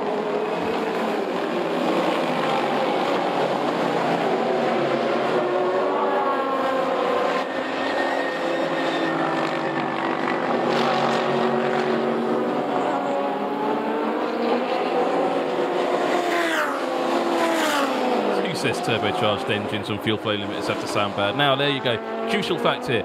Car 1, Car 2, well, the 1st, 2nd and 3rd in GT300 have yet to stop. So if the cars that have stopped, the race leader on the track is the Nissan GT-R of Gainer Tanax.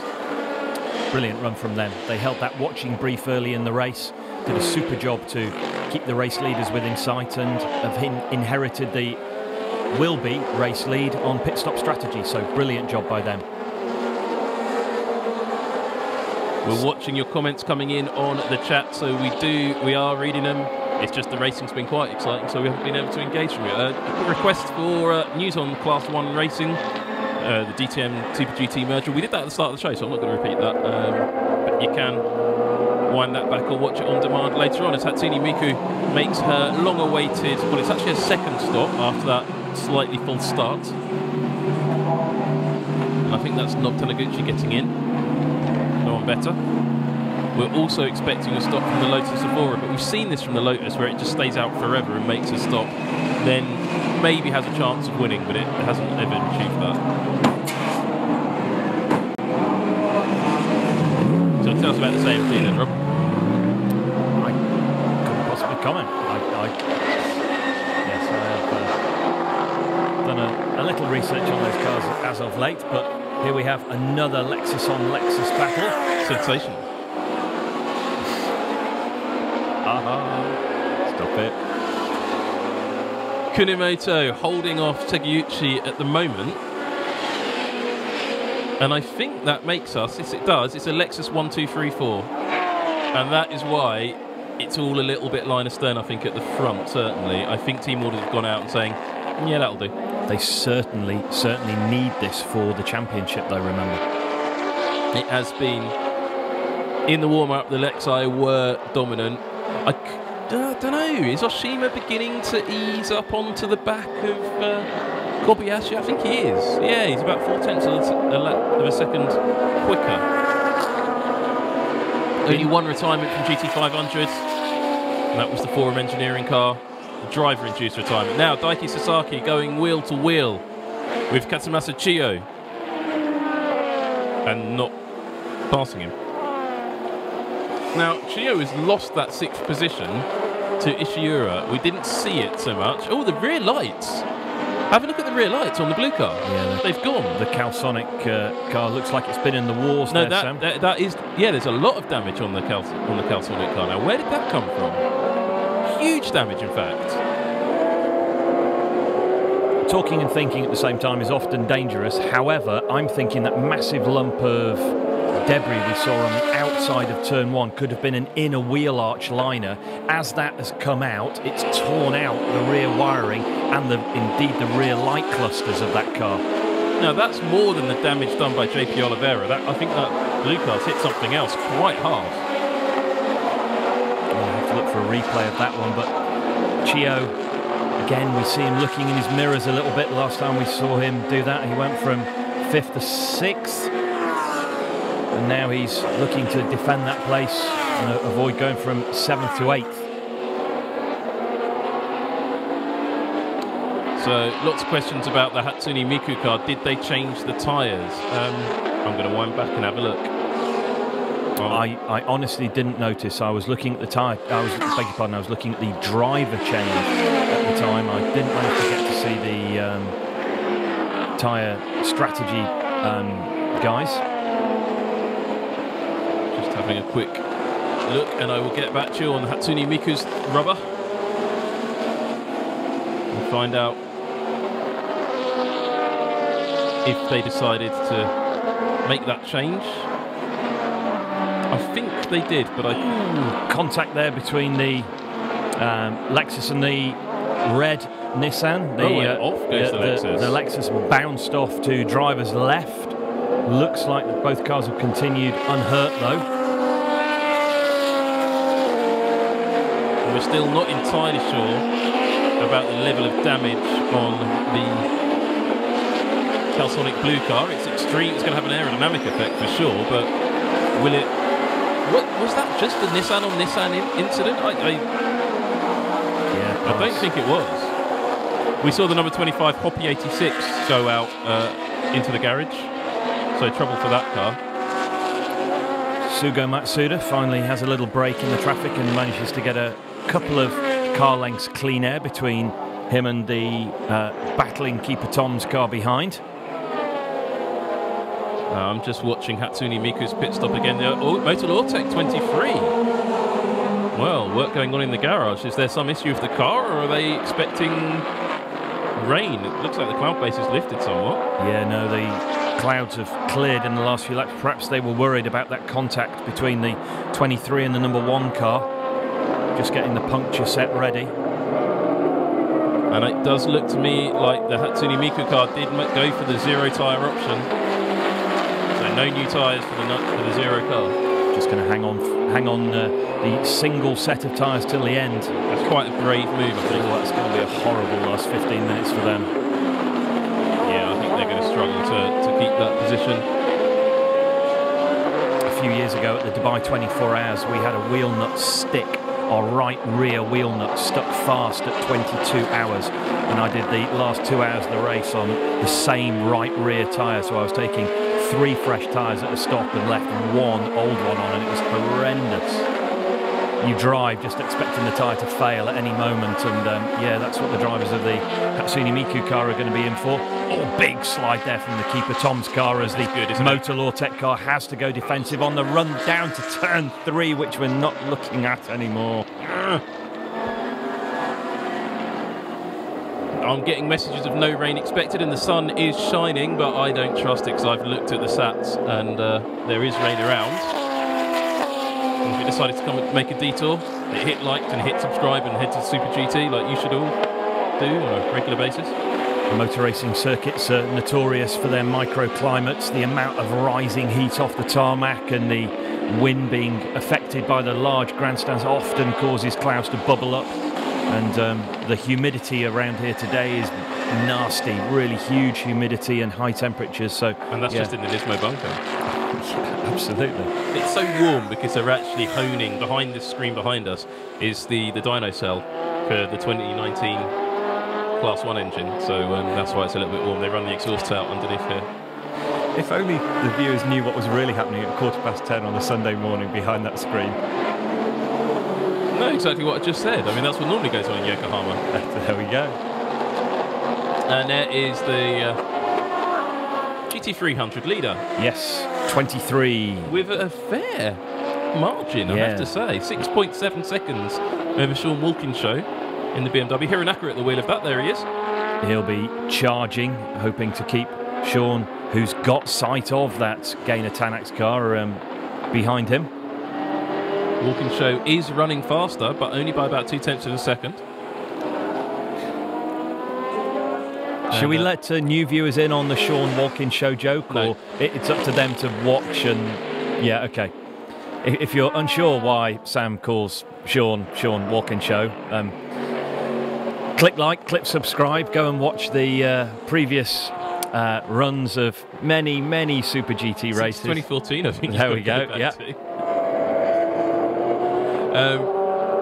About the 5th and 6th there. The question came in, did the Lotus Evora pit finally? Yes, it did. Did we see it? No. No, we didn't. Now, Candy Mitsu has asked a very good question. Are there any plans for Super GT to return to Malaysia or a racing career or any other Asian track in future? Yes, there are.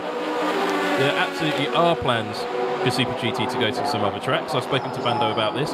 They would absolutely love it, but they need to find the right promoter. And here's that battle going on, and oh, wow. Oh, the keeper Tom's car makes an incredibly late move on Sugo Matsuda. Oh, and the Keihin car nearly getting into that back of him as well. Great stuff from Ryo Hirakawa.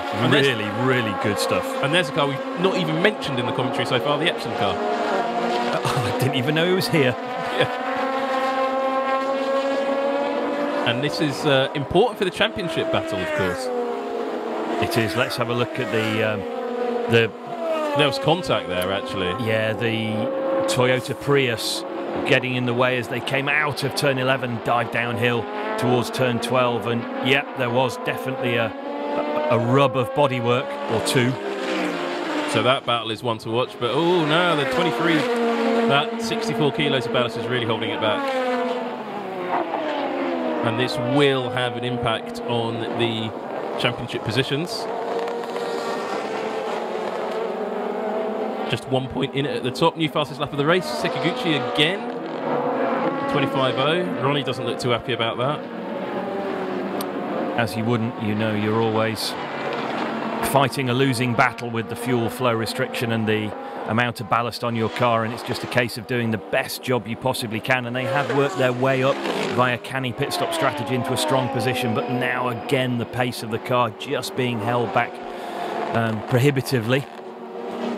If you like this, you want to find out more about what's going on behind the scenes of these teams and some of these drivers, like Ronnie Quintarelli, there's a bunch of videos elsewhere on NISMO TV. So don't forget to hit like and subscribe. Just put loads. There's loads more we're going to be releasing through the years.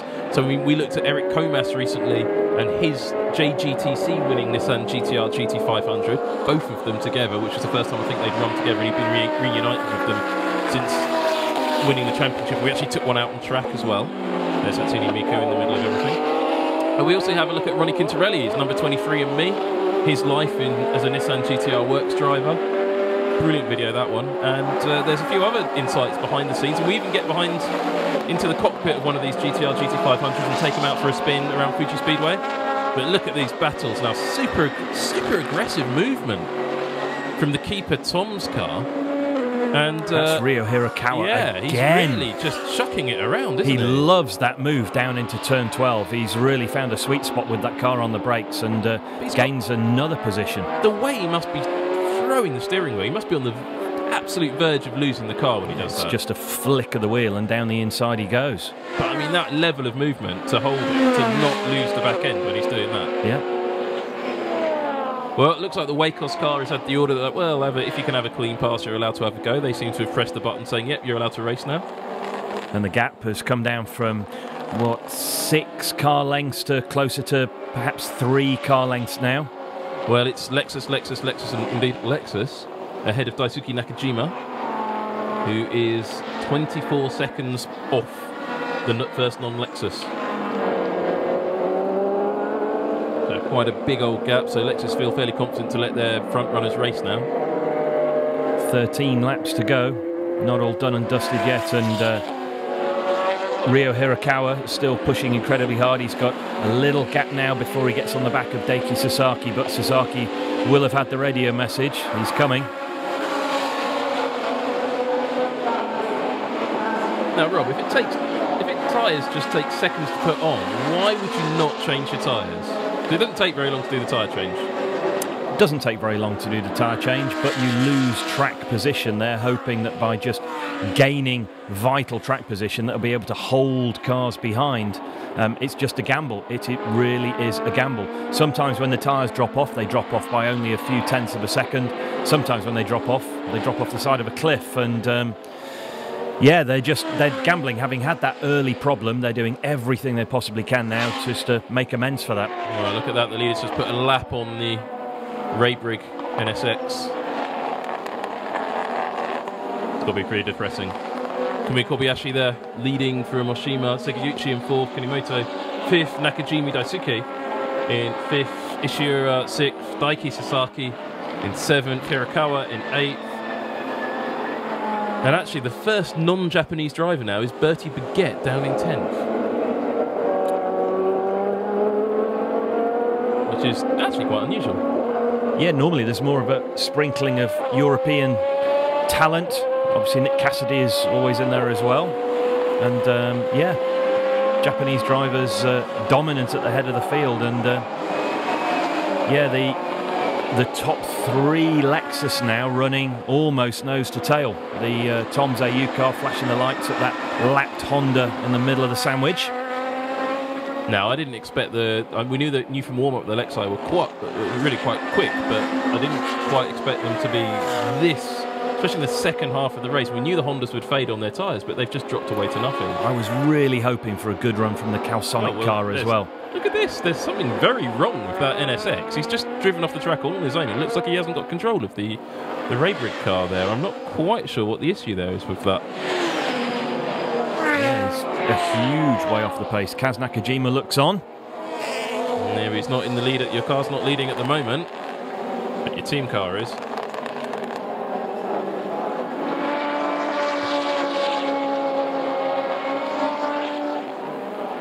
Thick Banana says new tyres equals cold tyres. Absolutely, there are no tyre warmers in this championship, so when a car pits, it does take them a while to get back up to speed. But these cars with 11 laps to go have all got back up to speed. Kaz Nakajima clearly warming up for Nottingham Carnival. We'll have this whistle out next. Of course, the only real carnival we're interested in is a carnival of racing. And there's plenty of that coming up on NISMO TV, but today is a big day of racing action. The Prius number 31 hadn't seen Kobayashi, and that's held up the race leader. The race leader being forced, sorry Sam, leader being forced to go defensive. Well, there's a reason Nakajima was so happy as this battle for the lead, because, and I'll tell you in a while, as the lead is about to change, Oshima tries to go around the outside of Kobayashi and straight off, but they're both off. They both went off, and that's what I was about to say, is look behind them, that orange and white blur is Yuhi Sekiguchi, who has just set the fastest lap of the race, a 1:24.9. He's on a mission. There we go, we're in the 24, folks. Hit like, hit subscribe. Get your finger guns out and press them on the like button. Sekiguchi really flying, and the 2 Lexus at the head of the field were just waiting for each other to break, and that's clearly brought the balance back towards Sekiguchi. And he's going to get into second any moment now. He's up the inside, turning into the right-hander. Sekiguchi is up to 3rd. Now getting past that GT300 car, that's why Kaz Nakajima has got a big smile on his face, saying, get out of the way, GT300. And now there is a new battle for the lead. The big loser there, though, was Oshima, who has been balked terribly by the Leon AMG, and now Sekiguchi is right on the tail of Kamui Kobayashi. More GT300 lapped cars ahead. Bouncing over the curb. He's going to feel that in the morning. Yeah. Big aggressive exit curb there on the exit of turn 12. Takes the drivers a couple of days to get back to Tokyo from here. It's not an easy journey. So good opportunity for some celebration, and I think there's going to be a lot of celebration in the TRD truck and some slightly heated conversation in the NISMO truck. Lexus is safely through the apex of turn 3, where we saw them running wide last time, and oh, look at that traffic coming up the slower GT300 cars. This is going to play into the hands of Sekiguchi. We know he cuts through traffic like a hot knife through butter. 10 laps to go. You're watching Super GT live from Thailand on NISMO TV. We've got a great battle for the lead. Kamui Kobayashi holding off Yu Sekiguchi, both in Lexus LC500s, down in GT300. Nissan GT-R GT3 leads. There it is, the number 11 Gainer Tanak's car, but hunting him down, taking over a second a lap out of that GT-R at the moment is Sean Walkinshaw in the BMW, and there's the battle for the lead of GT500, mixing with the leader of GT300 and nearly changing position. Sorry, I almost fell off my chair then. That was, we spoke about it earlier. You see a white and coloured Lexus, you move out the way and, oh, there's two of them. You just haven't spotted the second one, and that's what we saw with the Gainer Tanak's car there. Blimey, that was close. 1.7 seconds separates GT300 leader from GT300 second. The battle is about to be joined in the second class now, and not far behind them, 2.3 seconds further back, is the third position car. This whole race is concertinaing. There's 9 laps to go. Wow, and you can see there in the background the bright orange Arta BMW of Sean Walkinshaw hunting down the Gainer Tanak's car ahead. Sekiguchi just holding a watching brief behind Kobayashi. If Kobayashi puts a foot wrong, Sekiguchi will be through.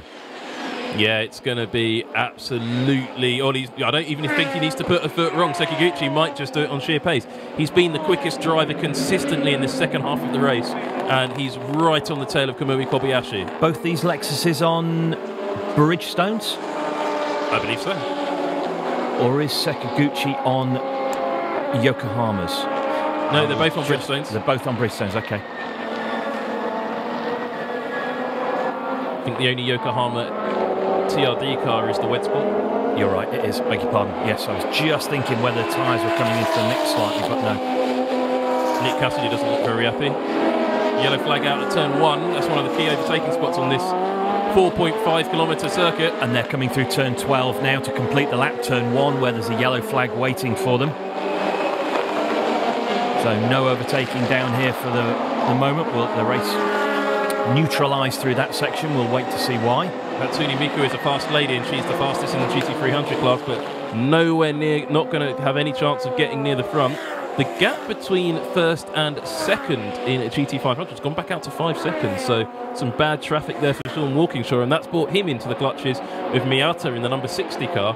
Then Gamu and Hirate, and there's the lead. Kobayashi just ran wide to the centre of turn 3, distracted by a little bit of traffic and lost a little momentum, and that's cost him as they come up to that super fast corner at turn 4, side by side. And it was contact. They're not really meant to do that in the same team, but look behind them. It's the Wacos car. Oshima's back. This is a battle for the top 3. So Oshima, and there's it's the MC86 that's crashed, gone rear end into the wall. The other Kobayashi, no relation. So that's at the exit of turn 1. You just saw the pit exit coming out there as the race leaders make the move on that giant Bentley. And he got right in the way of their Utom's car, but not too much time was lost. The Wacos car needs to be a bit more aggressive. And he's been blocked by the Bentley as well, so fair blocking. Kunamoto isn't all that far behind this battle at the moment. It's like 8 laps to go. This is far from a done deal. Yeah, 7 laps to go. This is a sprint for the flag. The message has gone out to Hironaka in the Gainer Tanak's GT-R GT3. He has put his foot down and he's improving his lap times, but Sean Walkinshaw is still coming. Only taking 2 tenths of a second out now. Could do it on traffic. There's none of these classes are decided. 0.5 seconds. Kohei Orate is making his way back through the field as well after having problems earlier on, and that is just right on the tail of the GT300 cars now. If you were watching the studio cam, you will have seen me looking incredibly quizzical, and that's the face I pull when I'm doing mathematics in my head, and I was just trying to work out how much Sean Walkinshaw needs to take out of that Gainer Tanak's per lap with only 7 to go. But looking at the lap tracker, you can't do mathematics when there's this level of track on such a short lap. Remember, folks, we're looking here at a lap of under 5 kilometres, 4.5 kilometres, so under 3 miles in length. with a massive grid of cars still running in gaggles on there. I'm looking at the overall map of the car and where the car's positioned around the track. And this car's it's the long and the short of it. The traffic is absolutely all over the road, and that's why you're seeing the Sekiguchi having a look at Kobayashi. He's not done, but he's got to be careful. Oshima is right there now. They come down, start, finish straight. He's going to get a toe. He's not even going to bother trying. Kobayashi had to take a little excursion there and got some dirt on his tyres, and that will have cost him. Coming down into turn 1. I wonder if there's still a yellow flag there. I wonder if he's still benefited from the yellow flag is gone. Okay. This is a battle now. I mean, they're about to lose the lead lap now. It's number 3, Craft Sports GT-R GT500. That's how hot the pace has been on this short track. Yeah, it only seems like a moment ago we were talking about Chio being in 5th position, and now he's, had a lap put on him. Something about this very flat, very Herman Tilke, very new Chang International Circuit just works for these cars, doesn't it? Always gives us great racing. It's a bit like Sugo. Yes, very much so, very much so. Always gives us great racing. The circuit was opened, as you say, Sam, in 2014, so it is a new venue on paper. Not that good a racetrack to look at, but wow, always delivers great racing. And as I said in the pre-show, just a chance for overtaking as we come down into turn 3 with it being so wide. Now this is the battle for the lead, for the win. 6 laps to go here at Chang International Circuit. Lexus, and Lexus, but which one is going to win?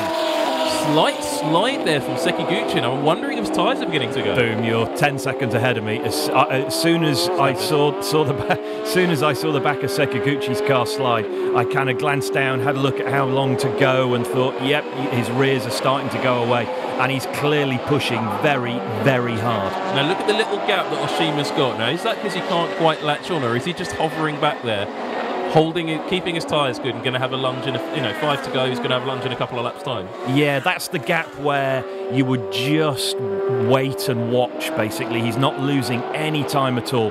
You can bring that down in a single braking area almost, but yeah, the cars do look a handful on the brakes into turn 3 there. The tyres certainly past their best, so 5 to go. Kobayashi, Sekiguchi and Oshima still with more GT300 lapped cars ahead. We're not seeing it on screen for obvious reasons, but there's also a great battle going on for 4th position in GT500. 2 cars absolutely together, Ishiura and Nakajima running, like that's Daisuke Nakajima, running around together. Daiki Sasaki not all that far behind them either, but he's not closing the gap up very much. Then down in GT300, Hironaka has definitely got the message, and that gap's gone out to 6 seconds, but 2nd position in GT300 is a little bit lesser, and with Miyata not all that far behind Sean Walkinshaw. But this is where all the action is at the front of the field as the cars work their way through the GT300 traffic. Oshima doesn't seem to be able to quite get with the other 2, does he? He's just... Nope, just a couple of car lengths behind. There's a car we haven't seen today as well, the D-Station Porsche. He's been out there all afternoon and almost got his nose chopped off there by the Tom's car. Now, if you're enjoying this action here live on NISMO TV, don't forget to hit like and subscribe. We need more. We need at least 1,000 likes. Otherwise, Rob Barff will have problems. God, I really wondered what you were going to say then. I wasn't sure either. Look, we really need you to hit like and subscribe. You're watching Super GT here on NISMO TV with 4 laps to go of this 300-kilometre race live from Thailand. 62 laps completed, almost 260 kilometres completed, and our top 3 are covered by less than a second. Welcome to Super GT, folks. Click like, click subscribe. This is where it's at, and that's our GT300 race leader. That's the new spec Nissan GT-R GT3. Great result for it here. Very strong performing car this now.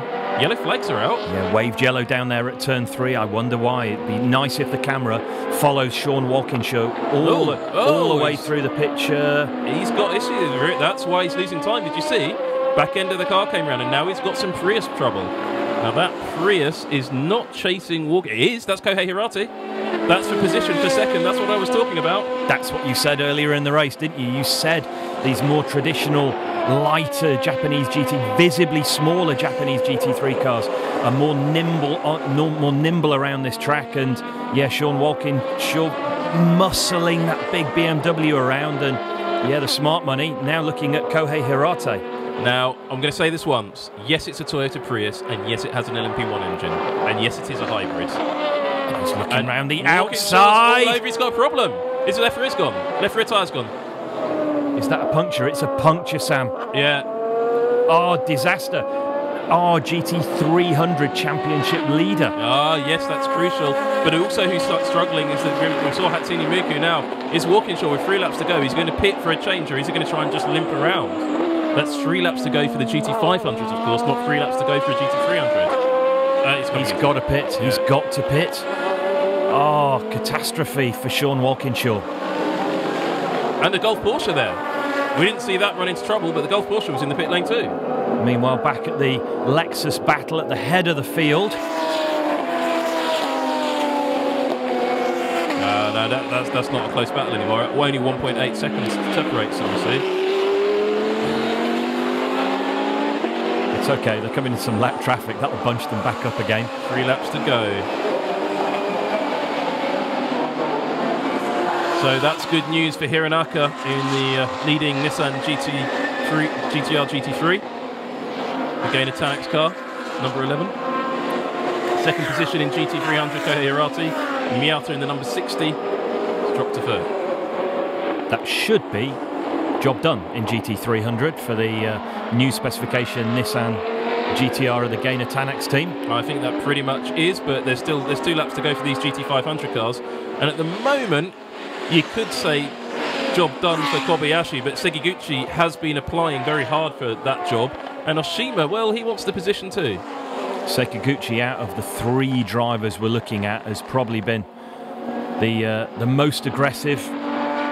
Although the Wacos car, particularly in the hands of Felix Rosenquist, has been in the thick of the action today as well. But yeah, the podium finishing Lexi, all in the same shots as they have been for the last 4 or 5 laps now. Loads of brake dust now pouring off the number 6 Wacos car, making me think maybe he's dropping back because he's run out of brakes.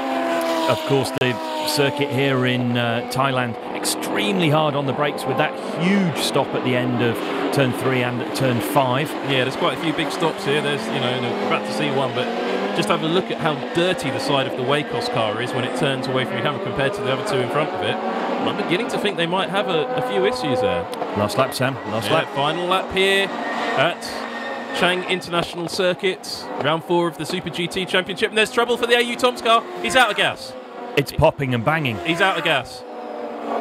Unbelievable. The fastest car in the field. Sensational, I might even say. Sekiguchi is, well, he's probably not going to get to the finish of the race. Who's in 4th position? It's Yuji Kunimoto.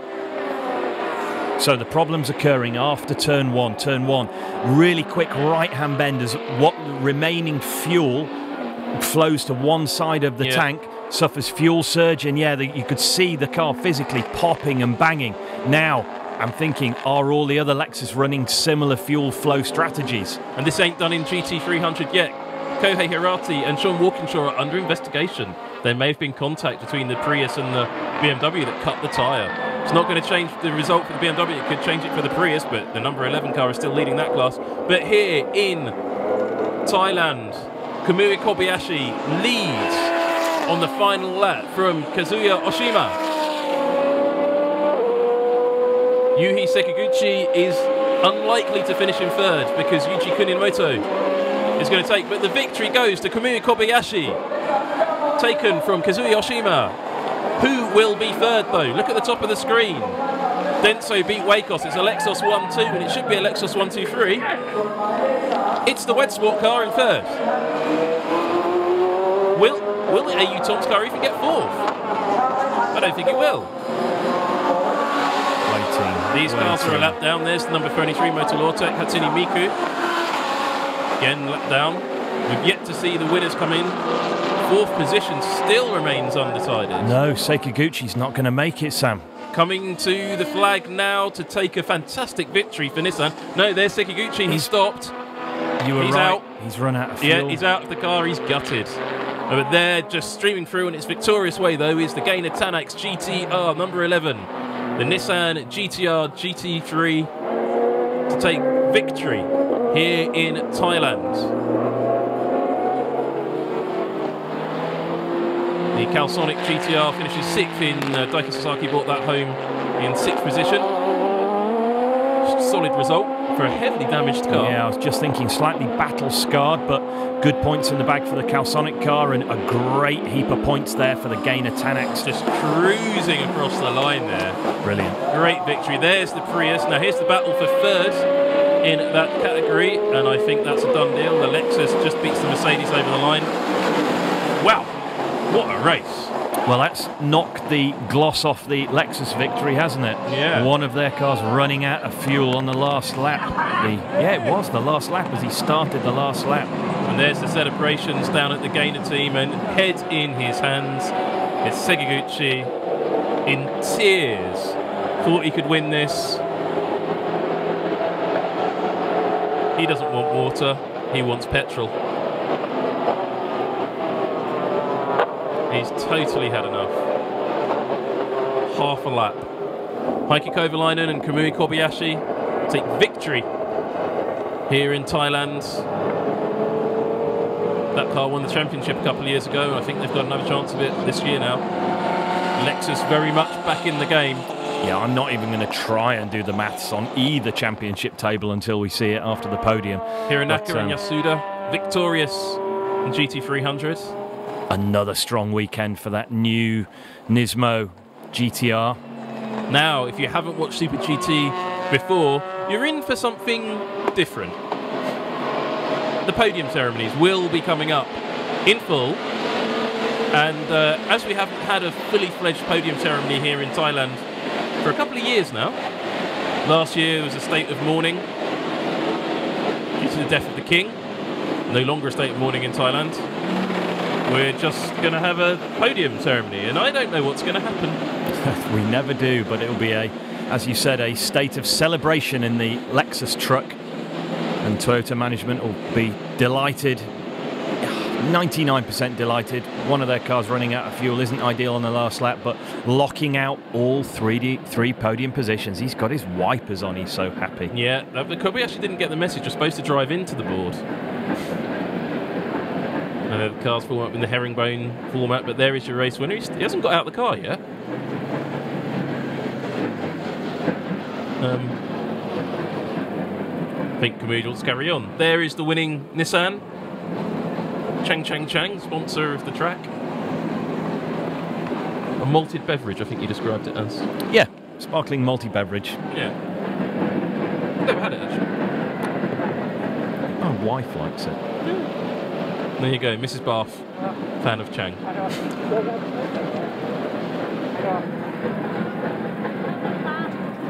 Well, there he is, just a couple of weeks on from missing out on, well, the pits at Le Mans.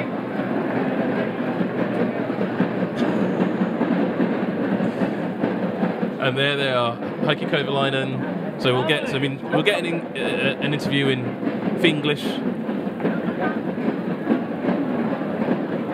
And they've all started drumming again. There's the finger, victory finger, or victory thumb. Kamui Kobayashi, take your helmet off, Kamui.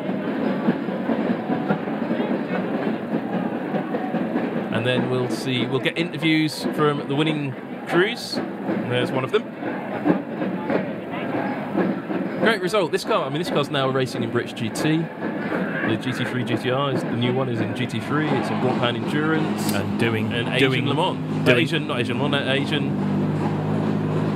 Yes, Blancpain Asia. Blancpain Asia. And I think there might be one coming to Asian Le Mans, which is what's confusing me. Yeah, and is doing well weekend on weekend. Remember, this is a retail product that NISMO are going to be selling to customer teams. It is available now to customer teams. You can go and buy.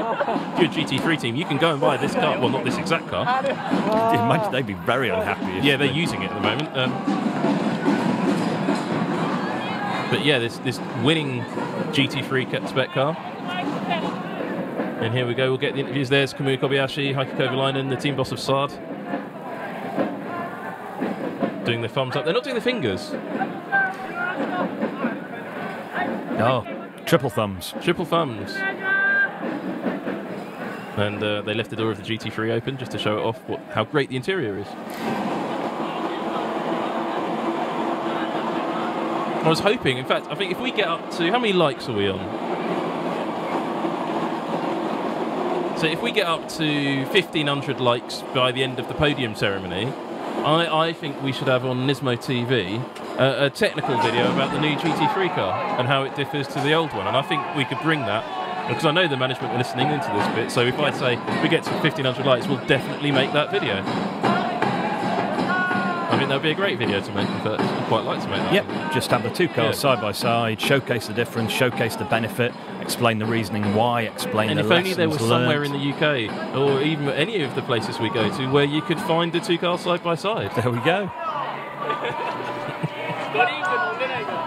They're delighted, aren't they? Absolutely over the moon. That would be a good pre-Spa video, actually. Or maybe we could make it in Spa. Top quality drumming going on. Yeah, they really are. They're quite noisy, these drummers. Oh, look. Commiserations for the very tearful, and quite rightly tearful actually, Sekiguchi, because he did drive brilliantly. Nearly won the race and then ran out of fuel. I mean, playing fuel roulette is something I hate doing. I can't handle it. If the fuel indicator on my car dips below 50 miles an hour, I have to go to the nearest petrol station. I can't have it. I can't do that. You're not a fan of range anxiety? No, no. Which you don't get actually anymore if you drive a Nissan Leaf. There we go. Because that has got massive range. And I forget what it is. It's something like 200 plus miles. It's easy really now. Good. Easy. It's really good range. I'd quite like one, except, and so it's to the point where I'm actually trying to get my local council to install a on-street charging. There we go. Hopefully, the range of the Nissan Leaf will be the first question Heikki Kovalainen gets asked. Exactly. That's absolutely. That'd surprise him. No, what he should be asked is, when's the NISMO version coming? And also the microphone. Okay, here we go for the interviews. 284 kilometre range. 200 miles, that'll do for me. Oh. Unfortunately, we're not being bought the sound of Heikki Kovalainen. I was really hoping you were going to lip sync badly. Well, unfortunately, car is very good. Car is very good. I like to do this, and I can only do Kimi Räikkönen, so this is the only Finnish accent I have. I can tell you're smiling. That's clearly not Kimi Räikkönen. Yeah, exactly. Well, he's smiling. Heikki, that's the difference. Always difference. Heikki smiles.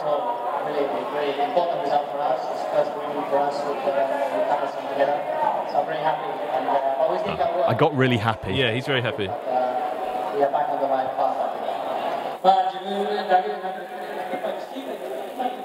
We're clearly only getting the circuit speaker sound.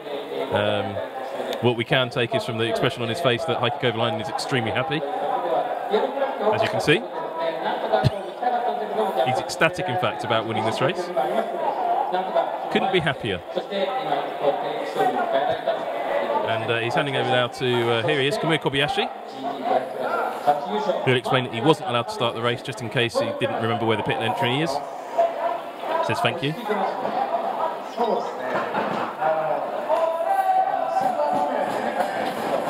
He's asking now, he's a bit confused because with the background, he didn't know the Argentine team, while they're out of the World Cup, didn't know that they were going to be sending the fans here to drum at the side of the track in Thailand. It's very good to see that sort of a commitment. And he's happy that Japan is still in the World Cup and that he's won a race.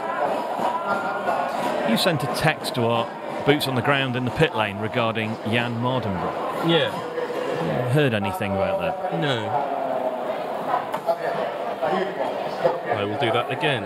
It'd be just interesting to see if there's any fallout between JP Oliveira and Mardenbroek coming together on the run down into turn one there. Yeah, it'll be interesting. Obviously, we'll have a little race recap in a few moments after the podium ceremony. Unfortunately, we couldn't bring you the Heikki Kovalainen audio. Hopefully, well, the audio for the number 11 Gainer Tanix car will all be in Japanese, but they'll say how wonderful the Nissan GT-R GT3 is, and how the repositioned engine really lowers the centre of gravity, gives it a better balance, and much better for customer teams. Easier for the gentleman driver to handle through medium and high-speed curves. Get fantastic support, customer support. Very good parts availability. Really affordable, actually, compared to many other GT3 models. which is a big thing for GT teams. And it's the biggest thing, in fact. And not best of that, as the excitable girl's about to say, it's not just really affordable for GT3 customer teams, it's also very quick. As proved today. And she's just asking, how fast is it? Very. Very, very. That's how we won, says Hironaka.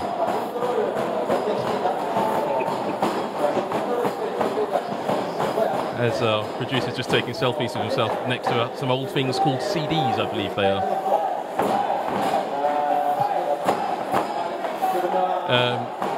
And so the Gainer Tanax GT-R is on Dunlop tyres here. And there's not many series that run on Dunlops for a GT3 car now, are there?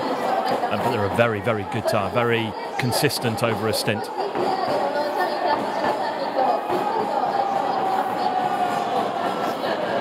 And that was what our producer was actually doing, was contacting our boots on the ground.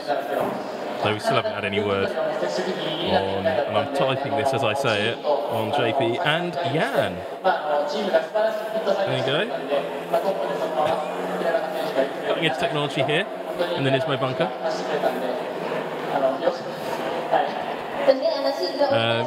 It's a really good first win for this new spec GT-R in Super GT at least, but it's certainly not going to be the last. Now I think that puts this Gainer team into quite a lot of contention for the title, particularly with a lot of the troubles before falling under any of the others. Let's have a look at the points, shall we? Like the background to a provisional result if ever I saw it. It does, doesn't it? Oh well, there you go. Toyota's 1, 2, 3, 4. No fuel in the fifth. First non-Toyota was the Mugen NSX GT. Muto was actually lucky to hold off Daiki Sasaki there when you look at the final time, just under a second in it, which we didn't quite see at the end. The Keihin NSX was 7th. Keeper Tom's LC 500 way down in 8th. Not great for them. The Epson Modulo number 64 car, 9th. I mean, we saw it once in the entire race. And there you Tom's LC 500 needed to go to the petrol station. Hashtag where is Benson Jutton? Very good point. Even the car that had no petrol finished ahead of Jenson Button in 11th, a lap down. The Motorlortec GT-R with its 64 kilos of ballast just behind him. That could be critical. In GT300, the Gainer Tanax GT-R, a convincing victory for the new Nissan ahead of the Toyota Prius. But will the Prius keep that result because of that contact with the number 55 BMW? Cintium LM Corsa Lexus in 3rd, could inherit 2nd because of that. The Leon AMG in 4th, the Legal Frontier Albi at Lamborghini GT3 in 5th, the Manipa in 6th, Good Smile Hatsune Miku in 7th, so she came in the end. But the real loser of that, they're down in 11th on the ranking, but didn't, just lost out because of that cut tyre. It's the 55 BMW. The Lotus with its long pit strategy still didn't manage to make it work in 12th. Let's have a look at some points, because what do points make? Championships. No, Barff, you're confused. Here you go. Heikki Kovalainen on his own leads the championship because they've had the team rate swapperoo. In 2nd position in the championship, Yamamoto and Button. 3rd is Quintarelli, still separated by a point, but this race put Heikki Kovalainen right into title contention on his own. Now the last solo champion of Super GT, also Oshima and Hirakawa moved up. In GT300, that's Nissan taking the championship lead, Hironaka and Yasuda in at 1st position ahead of the, well, that was a crucial result for the Prius actually, because that's Kokisaga and Kohei Hirate in the Prius, and they take the points away so very quickly because they found the podium, I wonder. So the Leon Mercedes, which was 3rd in this podium's rubbish. in GT300 in the points championship, he finished 4th overall, went down to 10th and bounced back up to 4th. So yeah, there's our solo championship leader. Didn't see that one coming before today. So is that the podium prize, a sort of plastic chair from a cheap cafe in East London? No, it's not from East London because it's got a GT500 sticker on it. If it was from East London, it would have old chewing gum. Oh, they're discussing flag strategy. Oh, yes, they are. Oh, now this is a bit of an insight. And it's going to be... Oh, there's Autosport Japan doing an interview with the Wacos car. She's a very good journalist, actually. She got the Super GT shirt on, so I'm not quite sure if she works for Autosport Japan at the races or for Super GT's file, but it doesn't really matter. Autosport Japan have the Very good coverage if you speak Japanese, which many people watching this broadcast probably don't. Which is why they're listening to us. Yes. Again, for the second time today, filling. Well, what we're doing at the moment is waiting for the podium to be A, found or B, constructed. And the podium ceremony here at Chang is a little bit of an unknown to us. I believe it's one where they have to build the podium. I can hear scaffolding poles being rattled in the background, so yeah, there's certainly some sort of construction going on. There it is. They built it, they finished it. There you go. They're now working out how to use it. They've got the instruction manual. The two ladies on the left are reading how to do a podium ceremony and not seem weird. They've got the Allen key out again. The Allen key is back out again. No, they've worked it out. They've gone to the right side of the podium, which is the left, and they found the trophies. But are we going to see an appearance from his orangeness? I don't think we are. I think Mr. Delicious Multi Beverage has replaced for like #1 event only. Wow, this would be a big turn up for the books. Maybe so sad about the form of his two orange cars that... Well, very disappointing for Sean Walkinshaw for sure. And well, you've got to remember the GT500 Arta Autobacks car was out as well. We are, of course, talking about the series sponsor, Mr. Arta Autobacks, also known as the one in the orange jacket. And they're really quite loud, drummy people, these, aren't they? That could be the new thing. I mean, some circuits have John the Shouty Man, and others have drums. Dave and his band of drummers. So you know Jan Mardenborough gave John the Shouty Man a lift home, lift back to the train station after the last race? I didn't. He did. Yeah, Jan gave Shouty Man John a lift back to the train station. Brilliant. Oh, well, there you go. Boxing gloves. Oh, this is so curious. Why does a Toyota Prius driver need boxing gloves that have been scribbled on? I just literally have no idea what that's about. But obviously now is Jan going to give a lift back to the entire drumming contingent of Buriram? He's a nice lad. He might do. I don't know. You should fit them all in the car. He only drives a Micra. I mean, well, they're very roomy and spacious, and especially the new one. It's a lovely car to drive, but I don't think you can fit. Actually, no, he didn't get a Micra. He got a... What was it? Was it a NISMO Note? Yes, it was. Boom. He's got a NISMO Note. It was the Note, not the Micra. I think we're almost there. Yeah, don't forget to follow all of this on social media as well, at NISMO. Thai boxing is a massive sport. Yes, we know, but it's the national sport in Thailand. Nonetheless, there is actually a video on NISMO TV about this, because we took the NISMO drivers and did some Muay Thai. And you can watch that video elsewhere on NISMO TV, and Roman Sarazan tries to punch me. So what would be good if SuperGT came to England, did a race at Silverstone or Brands Hatch, where our most popular sport is fishing, we could take them like carp fishing. No, you'd have to give them a cricket bat. Fish and chips on the podium. That'd be awesome. You get a bucket of fish. Yeah, you get a bucket of whole fish. Bit of cod and chips. So while we're filling this and looking at random pictures of cars and girls and men in helmets, we are waiting for the podium ceremony. This is how long it takes in Super GT. I think we should have like a... I wonder if I reckon, like compared to Motegi, I reckon the podium ceremony takes longer than the race. We need a little interlude. You remember the old interludes when you went to the cinema? Yeah. Just a little bit of piano music in the background. And a holding screen. Yeah. Right back, folks. A girl and a clown. Yeah, here's an interlude. Yeah, they're still doing the one finger. Yeah, there you go. He looks really tired, doesn't he? Shattered. Hironaka is absolutely destroyed by that. I mean, it's a... humidity's taking it out of him today. How's he going to lift up the podium trophies and drink the water, drink the sake or whatever it is we have in Thailand, sparkling Chang perhaps, which is sparkling, with boxing gloves on? With enormous difficulty, Samuel. I mean, have you ever tried to drink a pint with wearing boxing gloves? It's a disaster. So we're all still waiting for the podium. The track's being swept up. Maybe they think they have to have a clean track before the podium ceremony. Who knows? We are staying with this. Don't forget to hit like and subscribe and follow at NISMO on all the various social media challenges. Challenges? There you go. There's a challenge for you. How many likes did we get in the end? AIDS pulling his not enough face. Not enough. Not enough likes to get Barffy on social media. Good. Well, we'll have to go to the next Super GT round. 1087. That's an engine capacity for very small cars. Or a medium-sized motorcycle. That's true. Well, just over a month till we're doing this all again.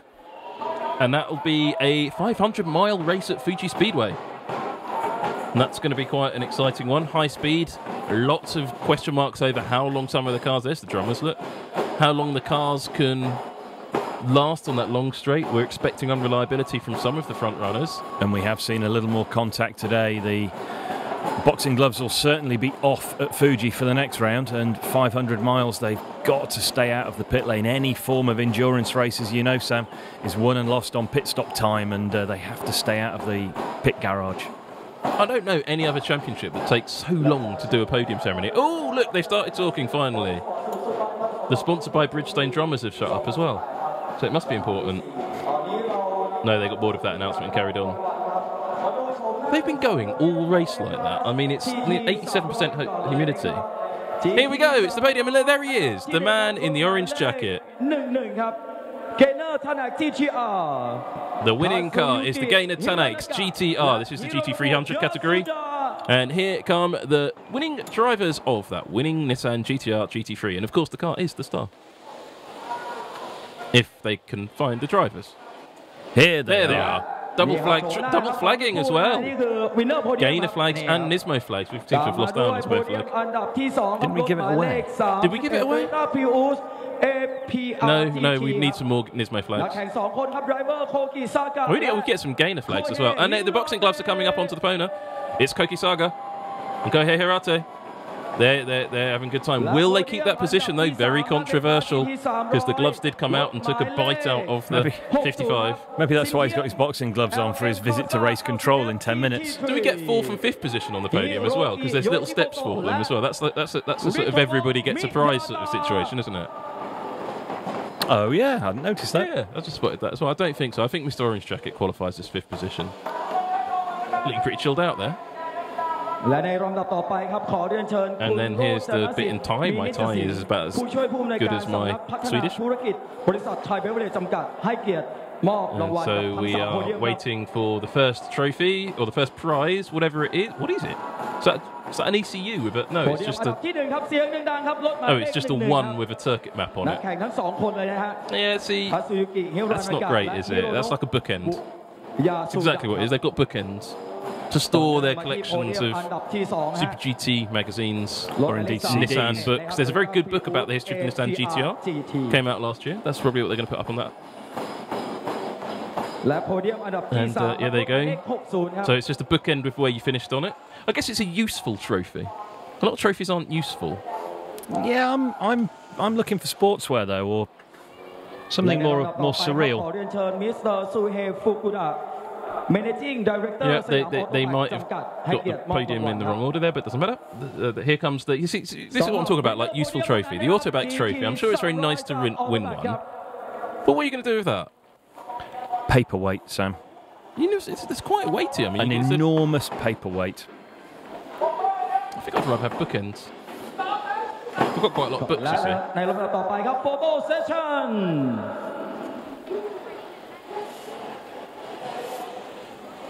Ah, now we have an update. Dakota says between the battling Nismos, all was okay. And Betchy says it's very loud. Such a girl. Great. Oh, hello. What? Oh, no, it's double bottles. Double bottles. Oh, one each, of course. Massive bottles of beer. Awesome. Is it beer? It is, isn't it? You'd hope so. That's really going to smell on the flight back to... Oh, no, he said champagne, but I think it's beer. No, it looks like champagne, doesn't it? That's really going to smell on the flight back to Tokyo and the train and the drive, 8-hour drive down. Obviously, they don't get changed after the race here. So you'd never sit next to a Super GT driver after a race. They're really smelly. No, that has to be something other than beer. Beer wouldn't have... It says Chang on it. I think it's beer. I think that was the reaction. They went, oh, it's beer. Yeah, that's beer. Look at the head on it. That's definitely beer. Thank you. Thank you. Thank you. No dinosaurs, no sportswear, no scratch card, no packets of crisps. Nothing. Just some bookends. Well, Chang's not scoring highly on the random podium ceremony-ness, but only 2 trophies. It's quite... I would even go as far as saying that was relatively conventional, if a little delayed. Yeah. You know, I kind of tolerate the 30-minute podium build-up in anticipation of something quite surreal and sometimes harrowing and surprising, whereas that was relatively straightforward. He took the boxing gloves off. Maybe he realised it wasn't the time or the place for anything too silly. I think that's definitely beer. Yeah, it's posh beer, isn't it? Yeah, if it was warm champagne, they would have definitely left it up there. See, I'd quite enjoy that. Like, you know, 87% humidity. It's really hot, so a cold beer and some bookends. That'd be a really nice thing to finish the race for, actually. You know, I'd have those and pride of place in my little study. Yeah, do you have a nice day at work, dear? I did. It was a hard day, but I got a pair of bookends and a really nice bottle of beer. Ooh, Yeah, nice exactly. Sunday out. Yeah, exactly. Can sort of see the little WhatsApp conversation. Okay, safe journey home. Look forward to seeing you bookends later.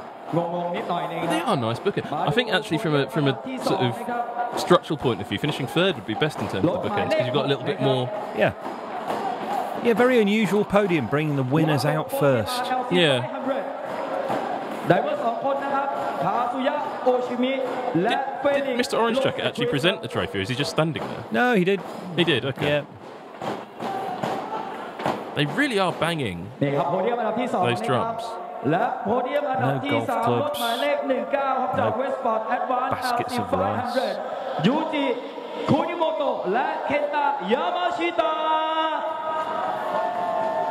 you go. And it's a Lexus 123, everybody. Yeah. I can't remember the last time that happened. I'm sure RJ O'Connell can. Super GT World, a fine website, which is a world of Super GT.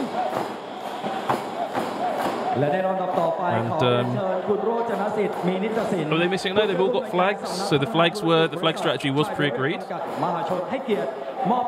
come the bookends. See, the number 1, I reckon if I had that as a bookend, I'd just catch my finger on it every time I was reaching in to get a... Whereas the 3 is more of a curly shape. Yeah. Exactly. Yeah, I'm with you. You cut yourself on that. See, the thing is, though, because each driver only gets half a bookend, they have to go and win it again next year to get the other half. Or they have to share their bookends. You're right, third place is small and usable, isn't it? Yeah, so finishing third at Chang International Circuit is probably the ideal. Autobacks. That's it, yep, that's what it says. Just checking. Oh, I think it's the team director of the Arthur Autobacks team, rather than normal Mr. Orange Jacket. Or maybe he's been promoted to the team director. There's a scratch card in the wings there as well. There is. And how much is it going to be? So what's it going to be? Is it going to be in baht? No, it's in yen. 500,000 yen. So I am just doing the quick conversion because to our race leaders goes 500,000 yen, which is some money. Photo session. There you go. That's in English, of course. Which is the equivalent of 150,000 Thai baht. Which, of course, you can all relate to how much money that is. Sounds like the England fans have turned up now. So they're all having their photos taken here at Chang International Circuit for a very sedate podium ceremony. And, well, I think Chang needs to raise its game on the old podium front. I would have liked to have seen a canoe. Or any form of water-based sports equipment. We've had golf clubs, we've had snorkels, wood, we've had baskets of rice, buckets of fish. Fish heads, I think. It was just fish heads.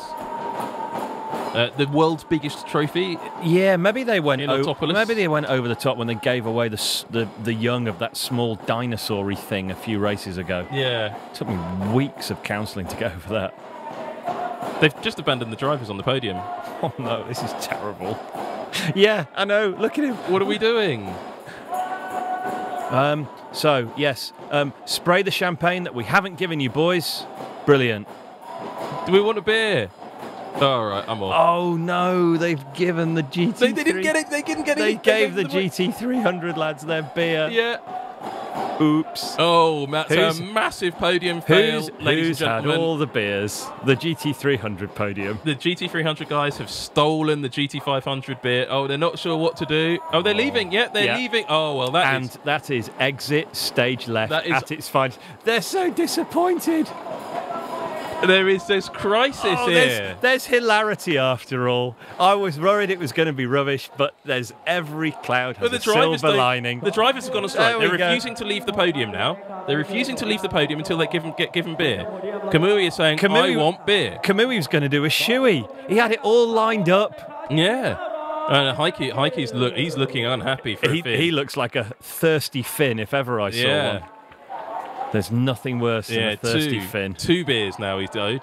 Well, look at this. Well, Sonia there from GTA just sort of saying to Heikki, look, we're really sorry, but there's no beer left.